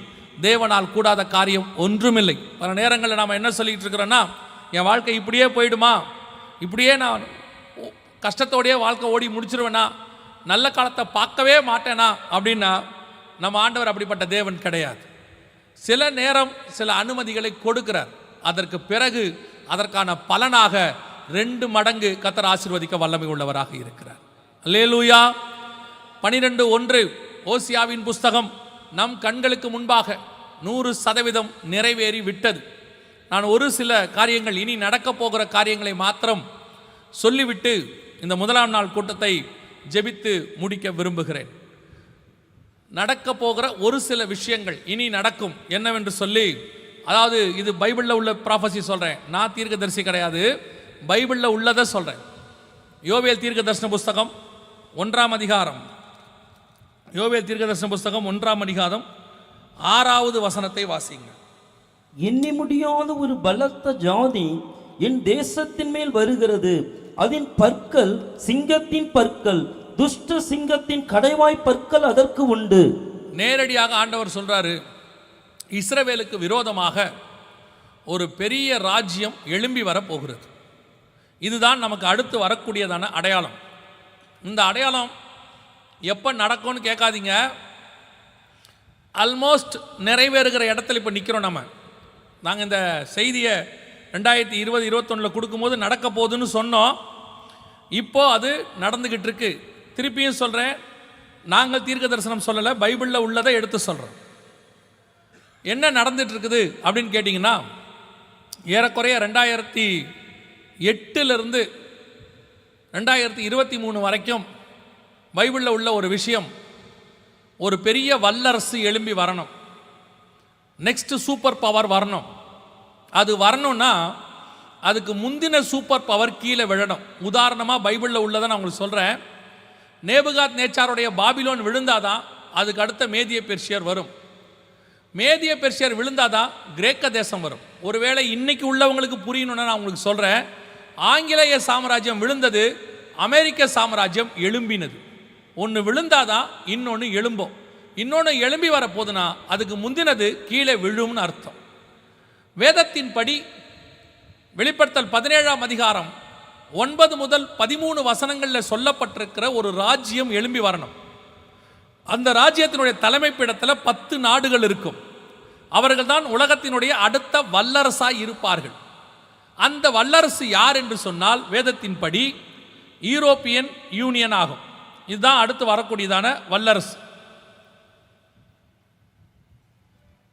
இதுதான் அடுத்து வரக்கூடியதான வல்லரசு, யூரோப்பியன் யூனியன் என்று சொல்லக்கூடியது. இதற்கு தலைமை பீடத்தில் 10 நாடுகள் உண்டு. ஒருவேளை நீங்கள் போய் பார்க்கிறதால் பார்த்து கொள்ளலாம். வெஸ்டர்ன் யூரோப்பியன் யூனியன் என்று பெயர். அந்த 10 நாடுகள் அவர்களோடு கூட இருப்பார்கள். அவர்களோடு கூட அடுத்த 28 நாடுகள், 18 நாடுகள் இணைந்து 28, 29 நாடுகளாக இவர்கள் இருக்கிறார்கள். ஆனால் தலைமை பீடத்தில் 10 தான் இருக்கும். இவங்க தான் எழும்பி வரணும்.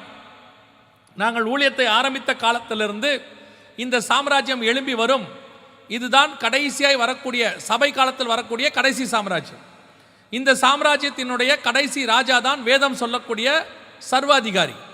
அவன் வருவதற்கு முன்பதாக தான் சபை எடுத்துக்கொள்ளப்படும் என்று வேதம் சொல்லி இருக்கிறது. இது எல்லாத்தினுடைய ஒரு ஆரம்பமாக இவர்கள் எழும்பி வர வேண்டும். இவங்க எழும்பி வந்தது 1951. இவங்க வந்ததிலிருந்தே நாங்கள் சொல்லிட்டு இருக்கிறோம். அதாவது நாங்கள் ஊழியத்தை ஆரம்பித்த காலத்திலிருந்து இவங்க ராஜ்யத்துக்கு வருவாங்க. இவங்க வரணும்னா இவங்களுக்கு முன்னாடி இப்போ இருக்கிற அமெரிக்க சாம்ராஜ்யம் கீழே விழணும் அப்படின்னு சொல்லிட்டு.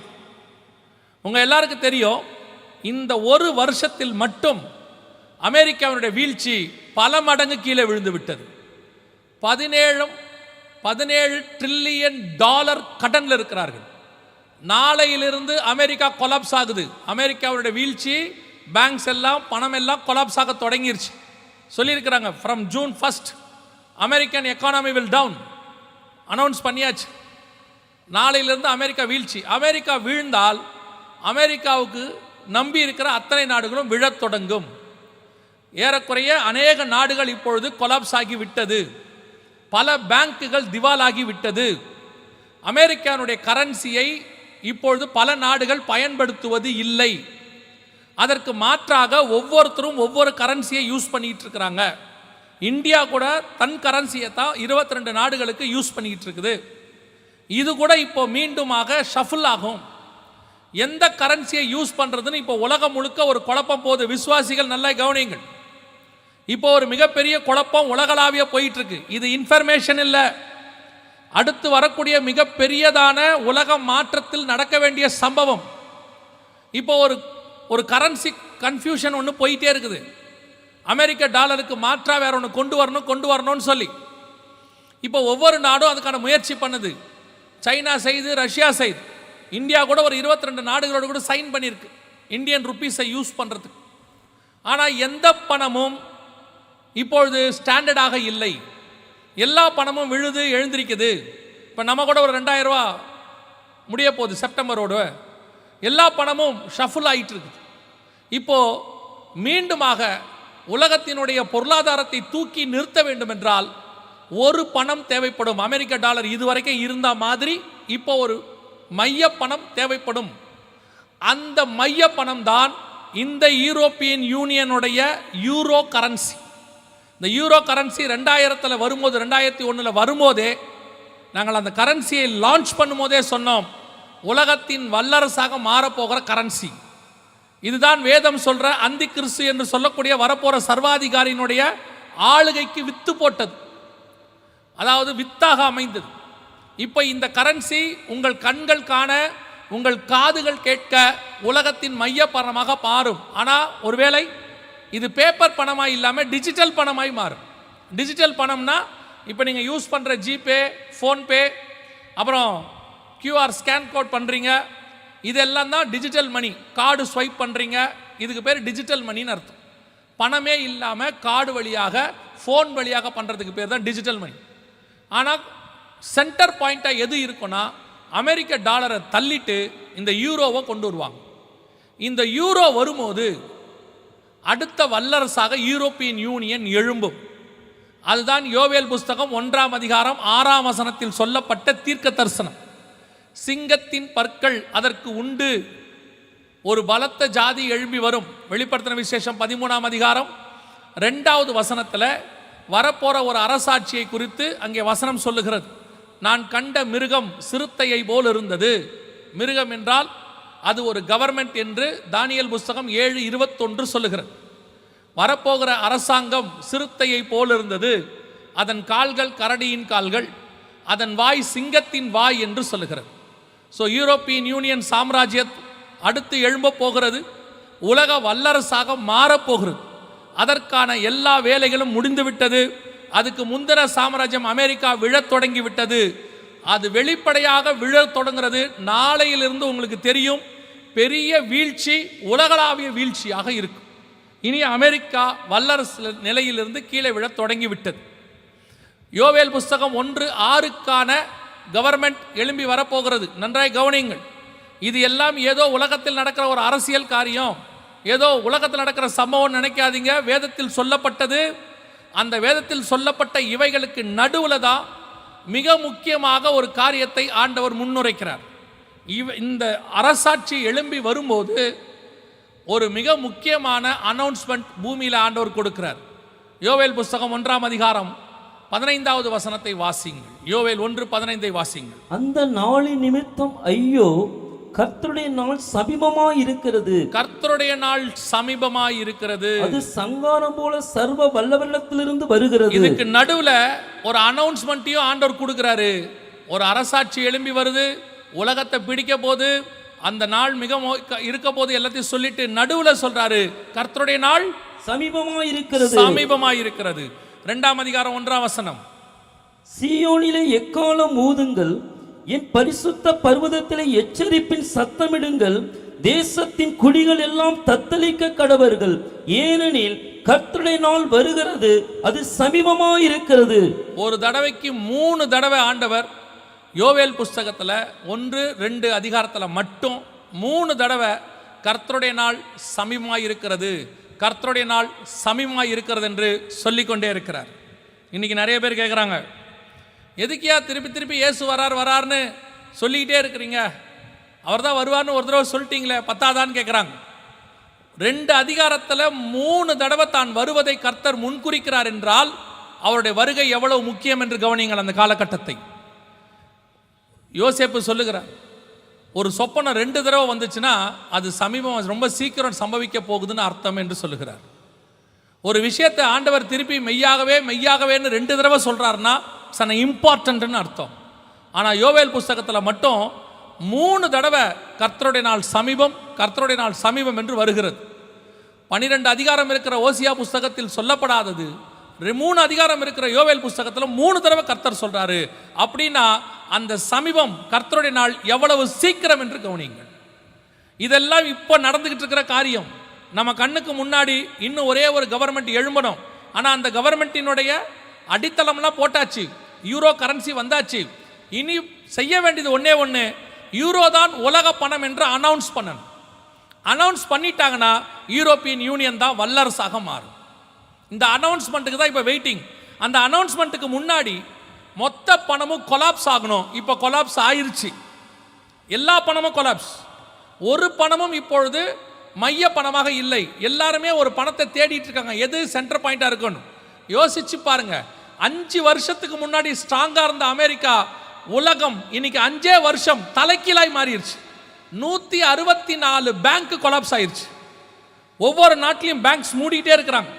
இந்த ஜூன் மாசத்திலிருந்து உலகம் மிகப்பெரிய பொருளாதார வீழ்ச்சியை சந்திக்கிறது. நம் கண்களுக்கு முன்பாக கடைசி சாம்ராஜ்யம் எழும்ப போகிறது. ஆண்டவர் சொன்ன தீர்க்க தரிசனத்தினுடைய நிறைவேறுதல். மிக துல்லியமாக நம் கண்களுக்கு முன்பாக யோவேல் புஸ்தகம் 1ஆம் அதிகாரம் 2ஆம் அதிகாரத்தில் சொல்லப்பட்ட சம்பவங்கள் இனி நடக்கும்.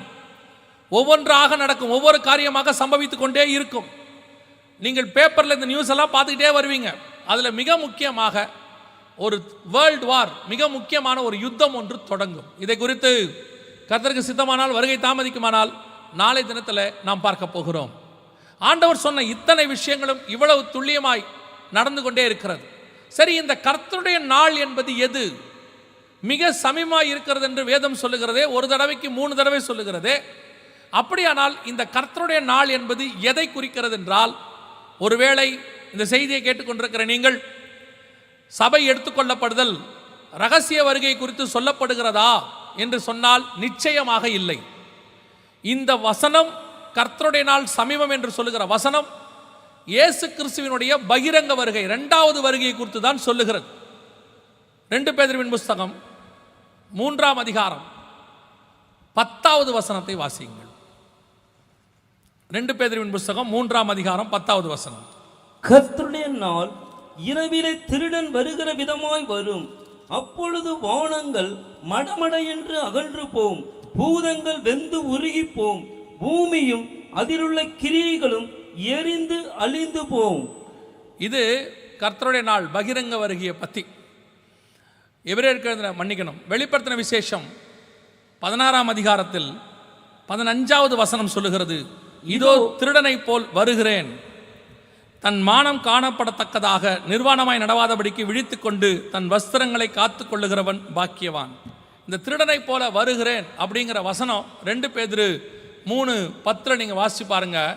கர்த்தருடைய நாள் இரவிலே திருடன் வருகிற விதமாய் வரும்.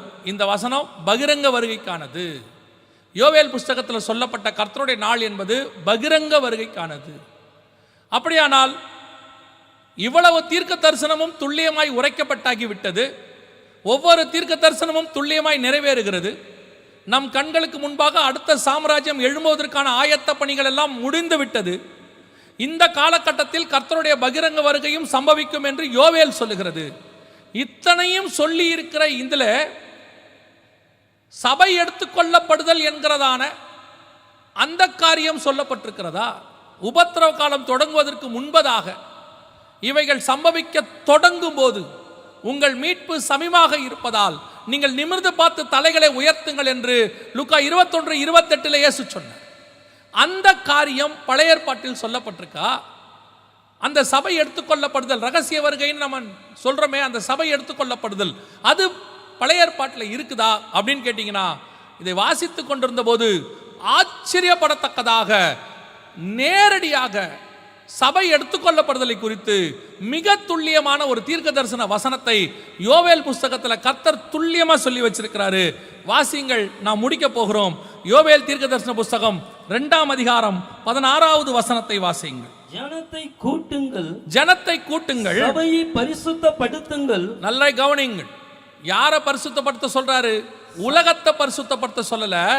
ஜனத்தை கூட்டுங்கள், சபையை பரிசுத்தப்படுத்துங்கள், சபையை பரிசுத்தப்படுத்துங்கள். முதியோரை சேருங்கள், பிள்ளைகளையும் பாலுண்ணுகிற குழந்தைகளையும் கூட்டுங்கள். மணவாளன் தன் அறையையும், மணவாளன் தன் அறையையும், மணவாட்டி தன் மரபையும் விட்டு புறப்படுவார்களாக. மணவாட்டி தன் மறைவையும் விட்டு புறப்படுவார்களாக. மணவாளன் மணவாட்டி என்கிறதான உறவு புதிய ஏற்பாட்டு சபைக்குரியது. இதைத்தான் நாம் வெளிப்படுத்தல் 22:17 வாசிக்கிறோம். ஆவியும் மணவாட்டியும் வா என்பார்களாக. மிக துல்லியமாக நன்றாய் கவனியுங்கள். கர்த்தருடைய நாள் என்பது பகிரங்க வருகை. இன்னும் சொல்ல போனால் யோவேல் புஸ்தகம் 3ஆம் அதிகாரத்தில் கர்த்தருடைய நாளை குறித்து சொல்லப்பட்டிருக்கிறது. அங்கே கர்த்தருடைய நாள் வரப்போகிறது. அப்பொழுது அந்த அந்த அந்த நாளுக்கு முன்பதாகத்தான் 2:16 ரகசிய வருகை குறித்து சொல்லப்பட்டிருக்கிறது. 3ஆம் அதிகாரம் யோவேல் தீர்க்கதரிசன புஸ்தகத்தில் 14வது வசனத்தை வாசியுங்கள். கர்த்தர் சீயோனிலிருந்து கெர்ச்சித்து 3:14 நியாயத்தீர்ப்பின் பள்ளத்தாக்கிலே ஜனங்கள் திரளாய் இருக்கிறார்கள். நியாயத்தீர்ப்பின் பள்ளத்தாக்கிலே கர்த்தரின் நாள் சமீபமாயிருக்கிறது.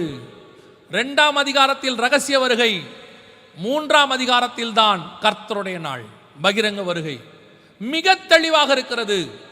சபை எடுத்துக்கொள்ளப்படுதலுக்கான வசனம் 2ஆம் அதிகாரம் 16வது வசனம் யோவேல் புஸ்தகத்தில் இருக்கிறது.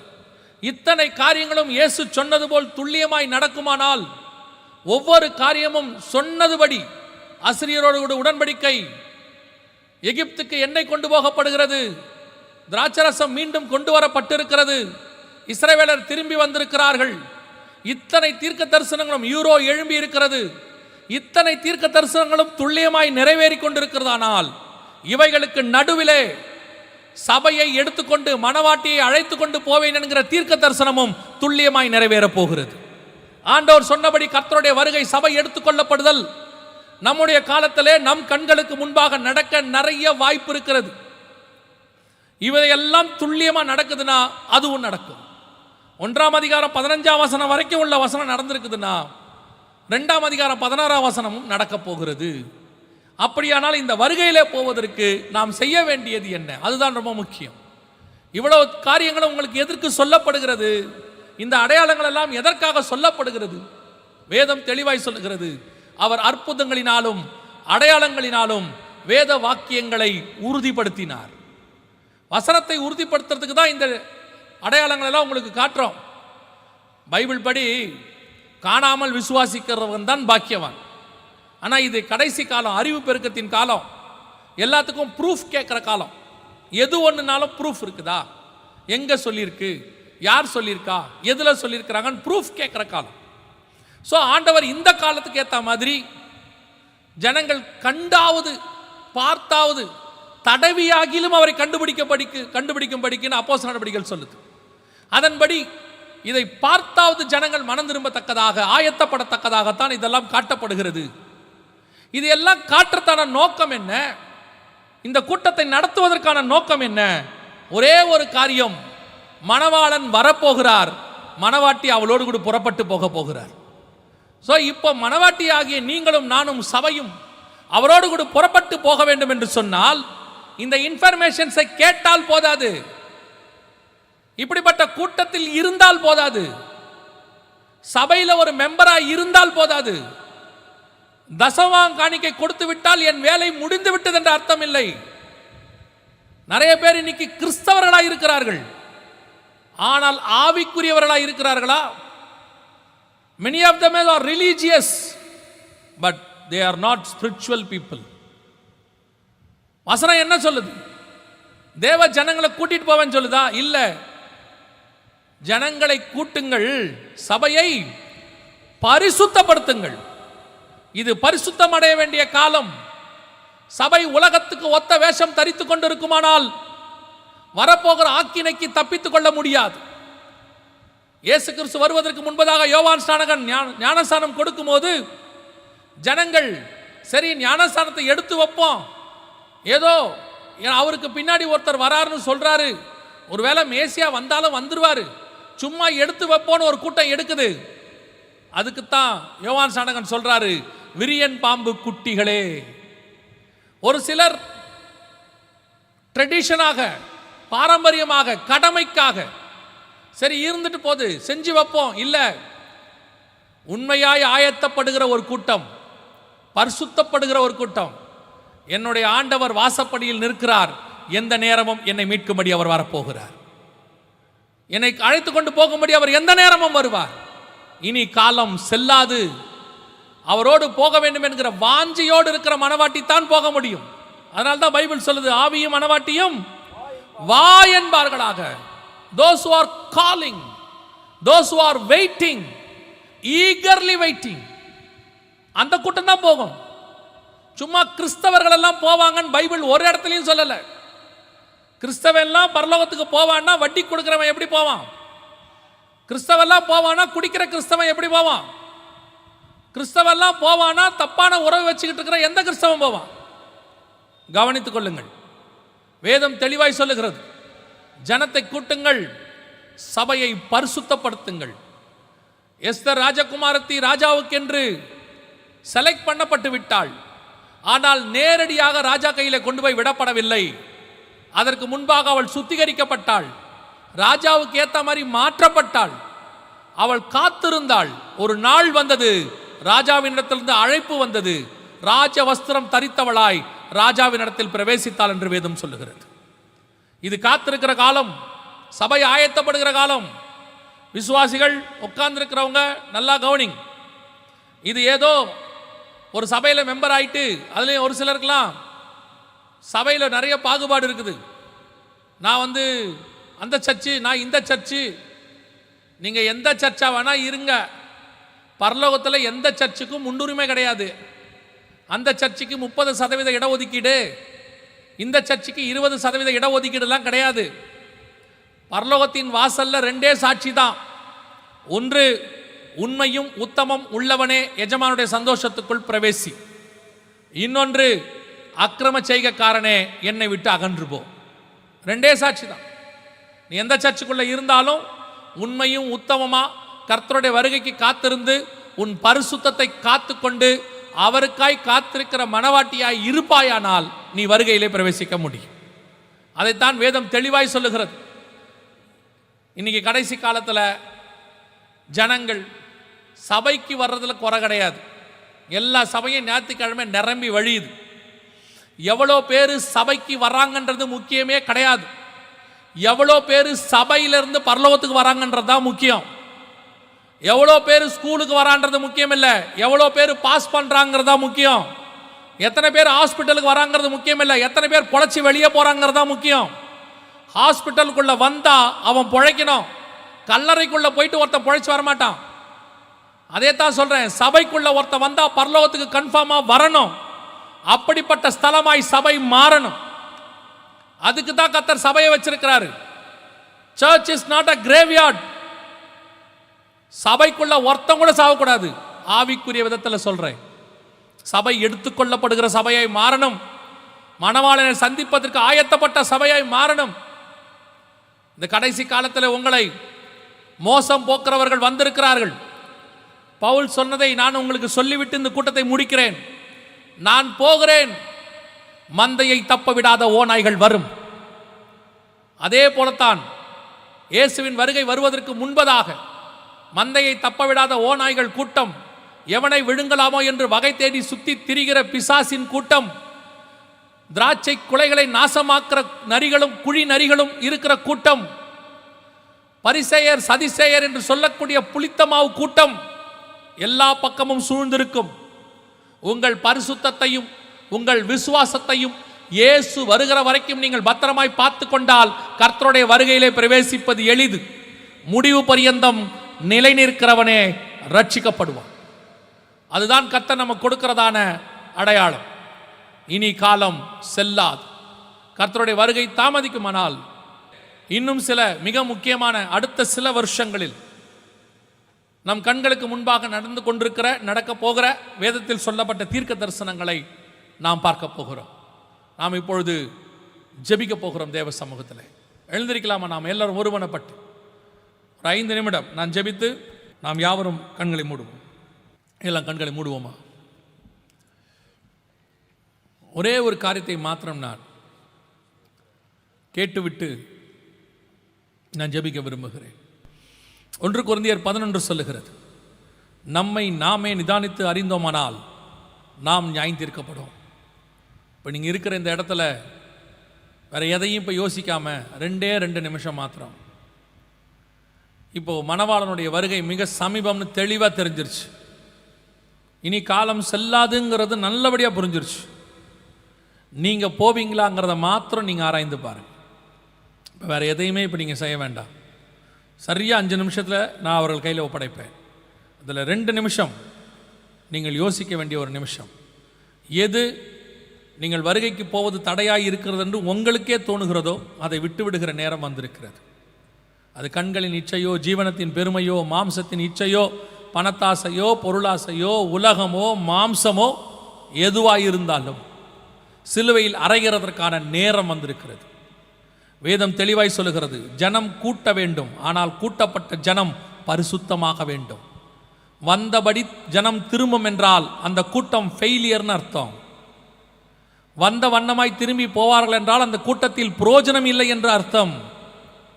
இயேசுவை சந்தித்து விட்டு ஒரு மரணமாய் திரும்பாது, அவன் உயிர் தெழுந்துதான் திரும்புவான். அது எந்த மரணம் இயேசுவை சந்தித்தாலும் சரி, இயேசு போய் எந்த மரணத்தை சந்தித்தாலும் சரி, அங்கே மரணம் இருக்காது, உயிர்த்தெழுதல் இருக்கும். அந்த தேவன் இன்னும் ஜீவனோடு கூட இருக்கிறார். இயேசுவை சந்திக்க நீங்கள் உயிர்த்தெழுதலோடு தான் திரும்பி போக வேண்டும். உங்கள் ஆத்மா மீண்டும் ஒரு விசை உயிர்த்தெழ வேண்டும். செத்த கிரியைகள் உங்களுக்குள்ள இருந்து நீக்கப்பட வேண்டும். எதெல்லாம் கர்த்தருக்கு முன்பாக செத்த ஈக்கள் இருக்குது என்று பாருங்கள். இதெல்லாம் என்ன வருகைக்கு போறதுக்கு தடையாக இருக்குதுன்னு உங்களுக்கே தெரியும். இங்கிருந்து உங்க பேரை சொல்லி ப்ராஃபஸி சொல்லி உங்களை கேவலப்படுத்த வேண்டிய அவசியம் கிடையாது. அது தேவனுடைய திட்டமும் கிடையாது. தேவன் உன் இருதயத்தோடு கூட பேசுகிறதான ஒரு ஆண்டவர். தேவன் உங்களை உணர்த்துகிறதான ஒரு தேவன். உங்களை அவமானப்படுத்துகிற ஆண்டவரே கிடையாது. இன்னைக்கு அந்த தேவன் உங்கள் மத்தியிலே உலாவிக் கொண்டிருக்கிறார். நாம் கடைசியாய் ஜெபிக்க போகிறோம்.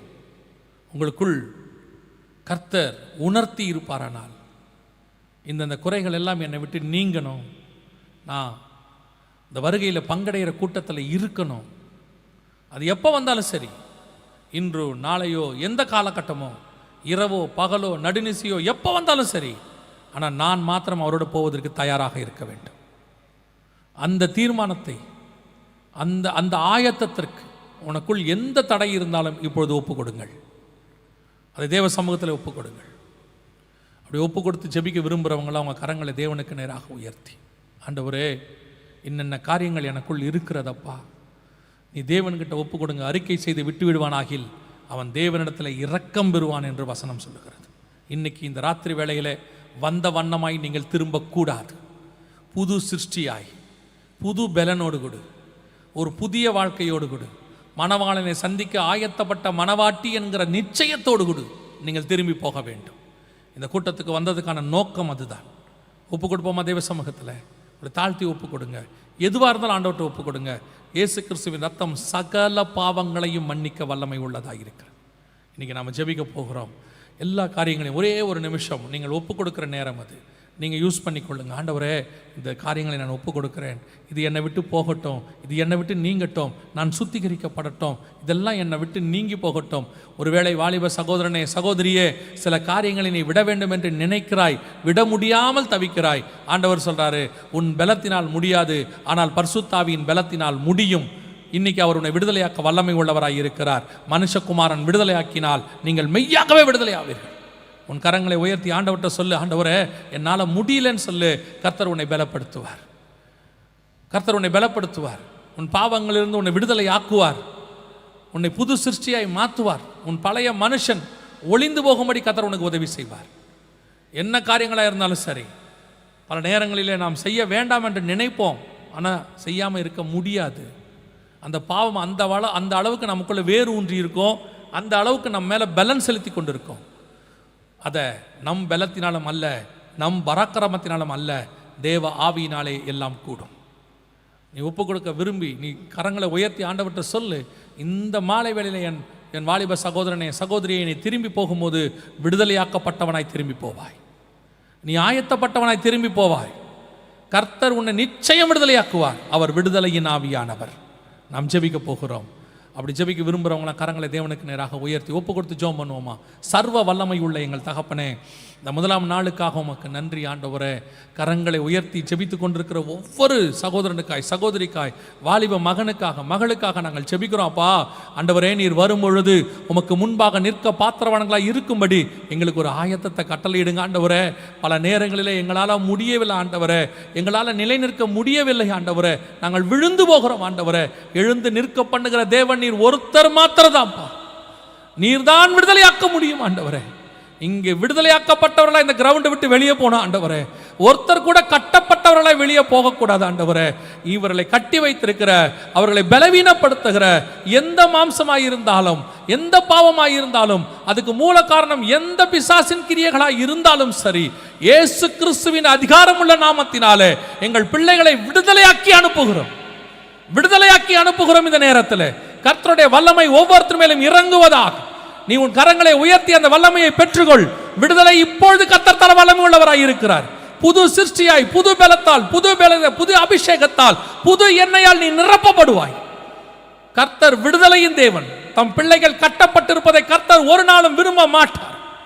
அவர் விடுதலையாக்குகிற தேவன். கர்த்தாவே, நீர் விடுதலையாக்கி கொண்டிருக்கிற தயவுக்காய் ஸ்தோத்திரம். ஒவ்வொருத்தருக்குள்ளும் உம்முடைய வல்லமை வருகிறதுக்காய் உமக்கு நன்றி. மகிமையுள்ள கரத்தில் எங்களை தாழ்த்துகிறோம்.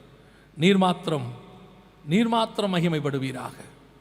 எங்கள் ஆண்டவர் இயேசுவின் நாமத்தில் பிதாவே.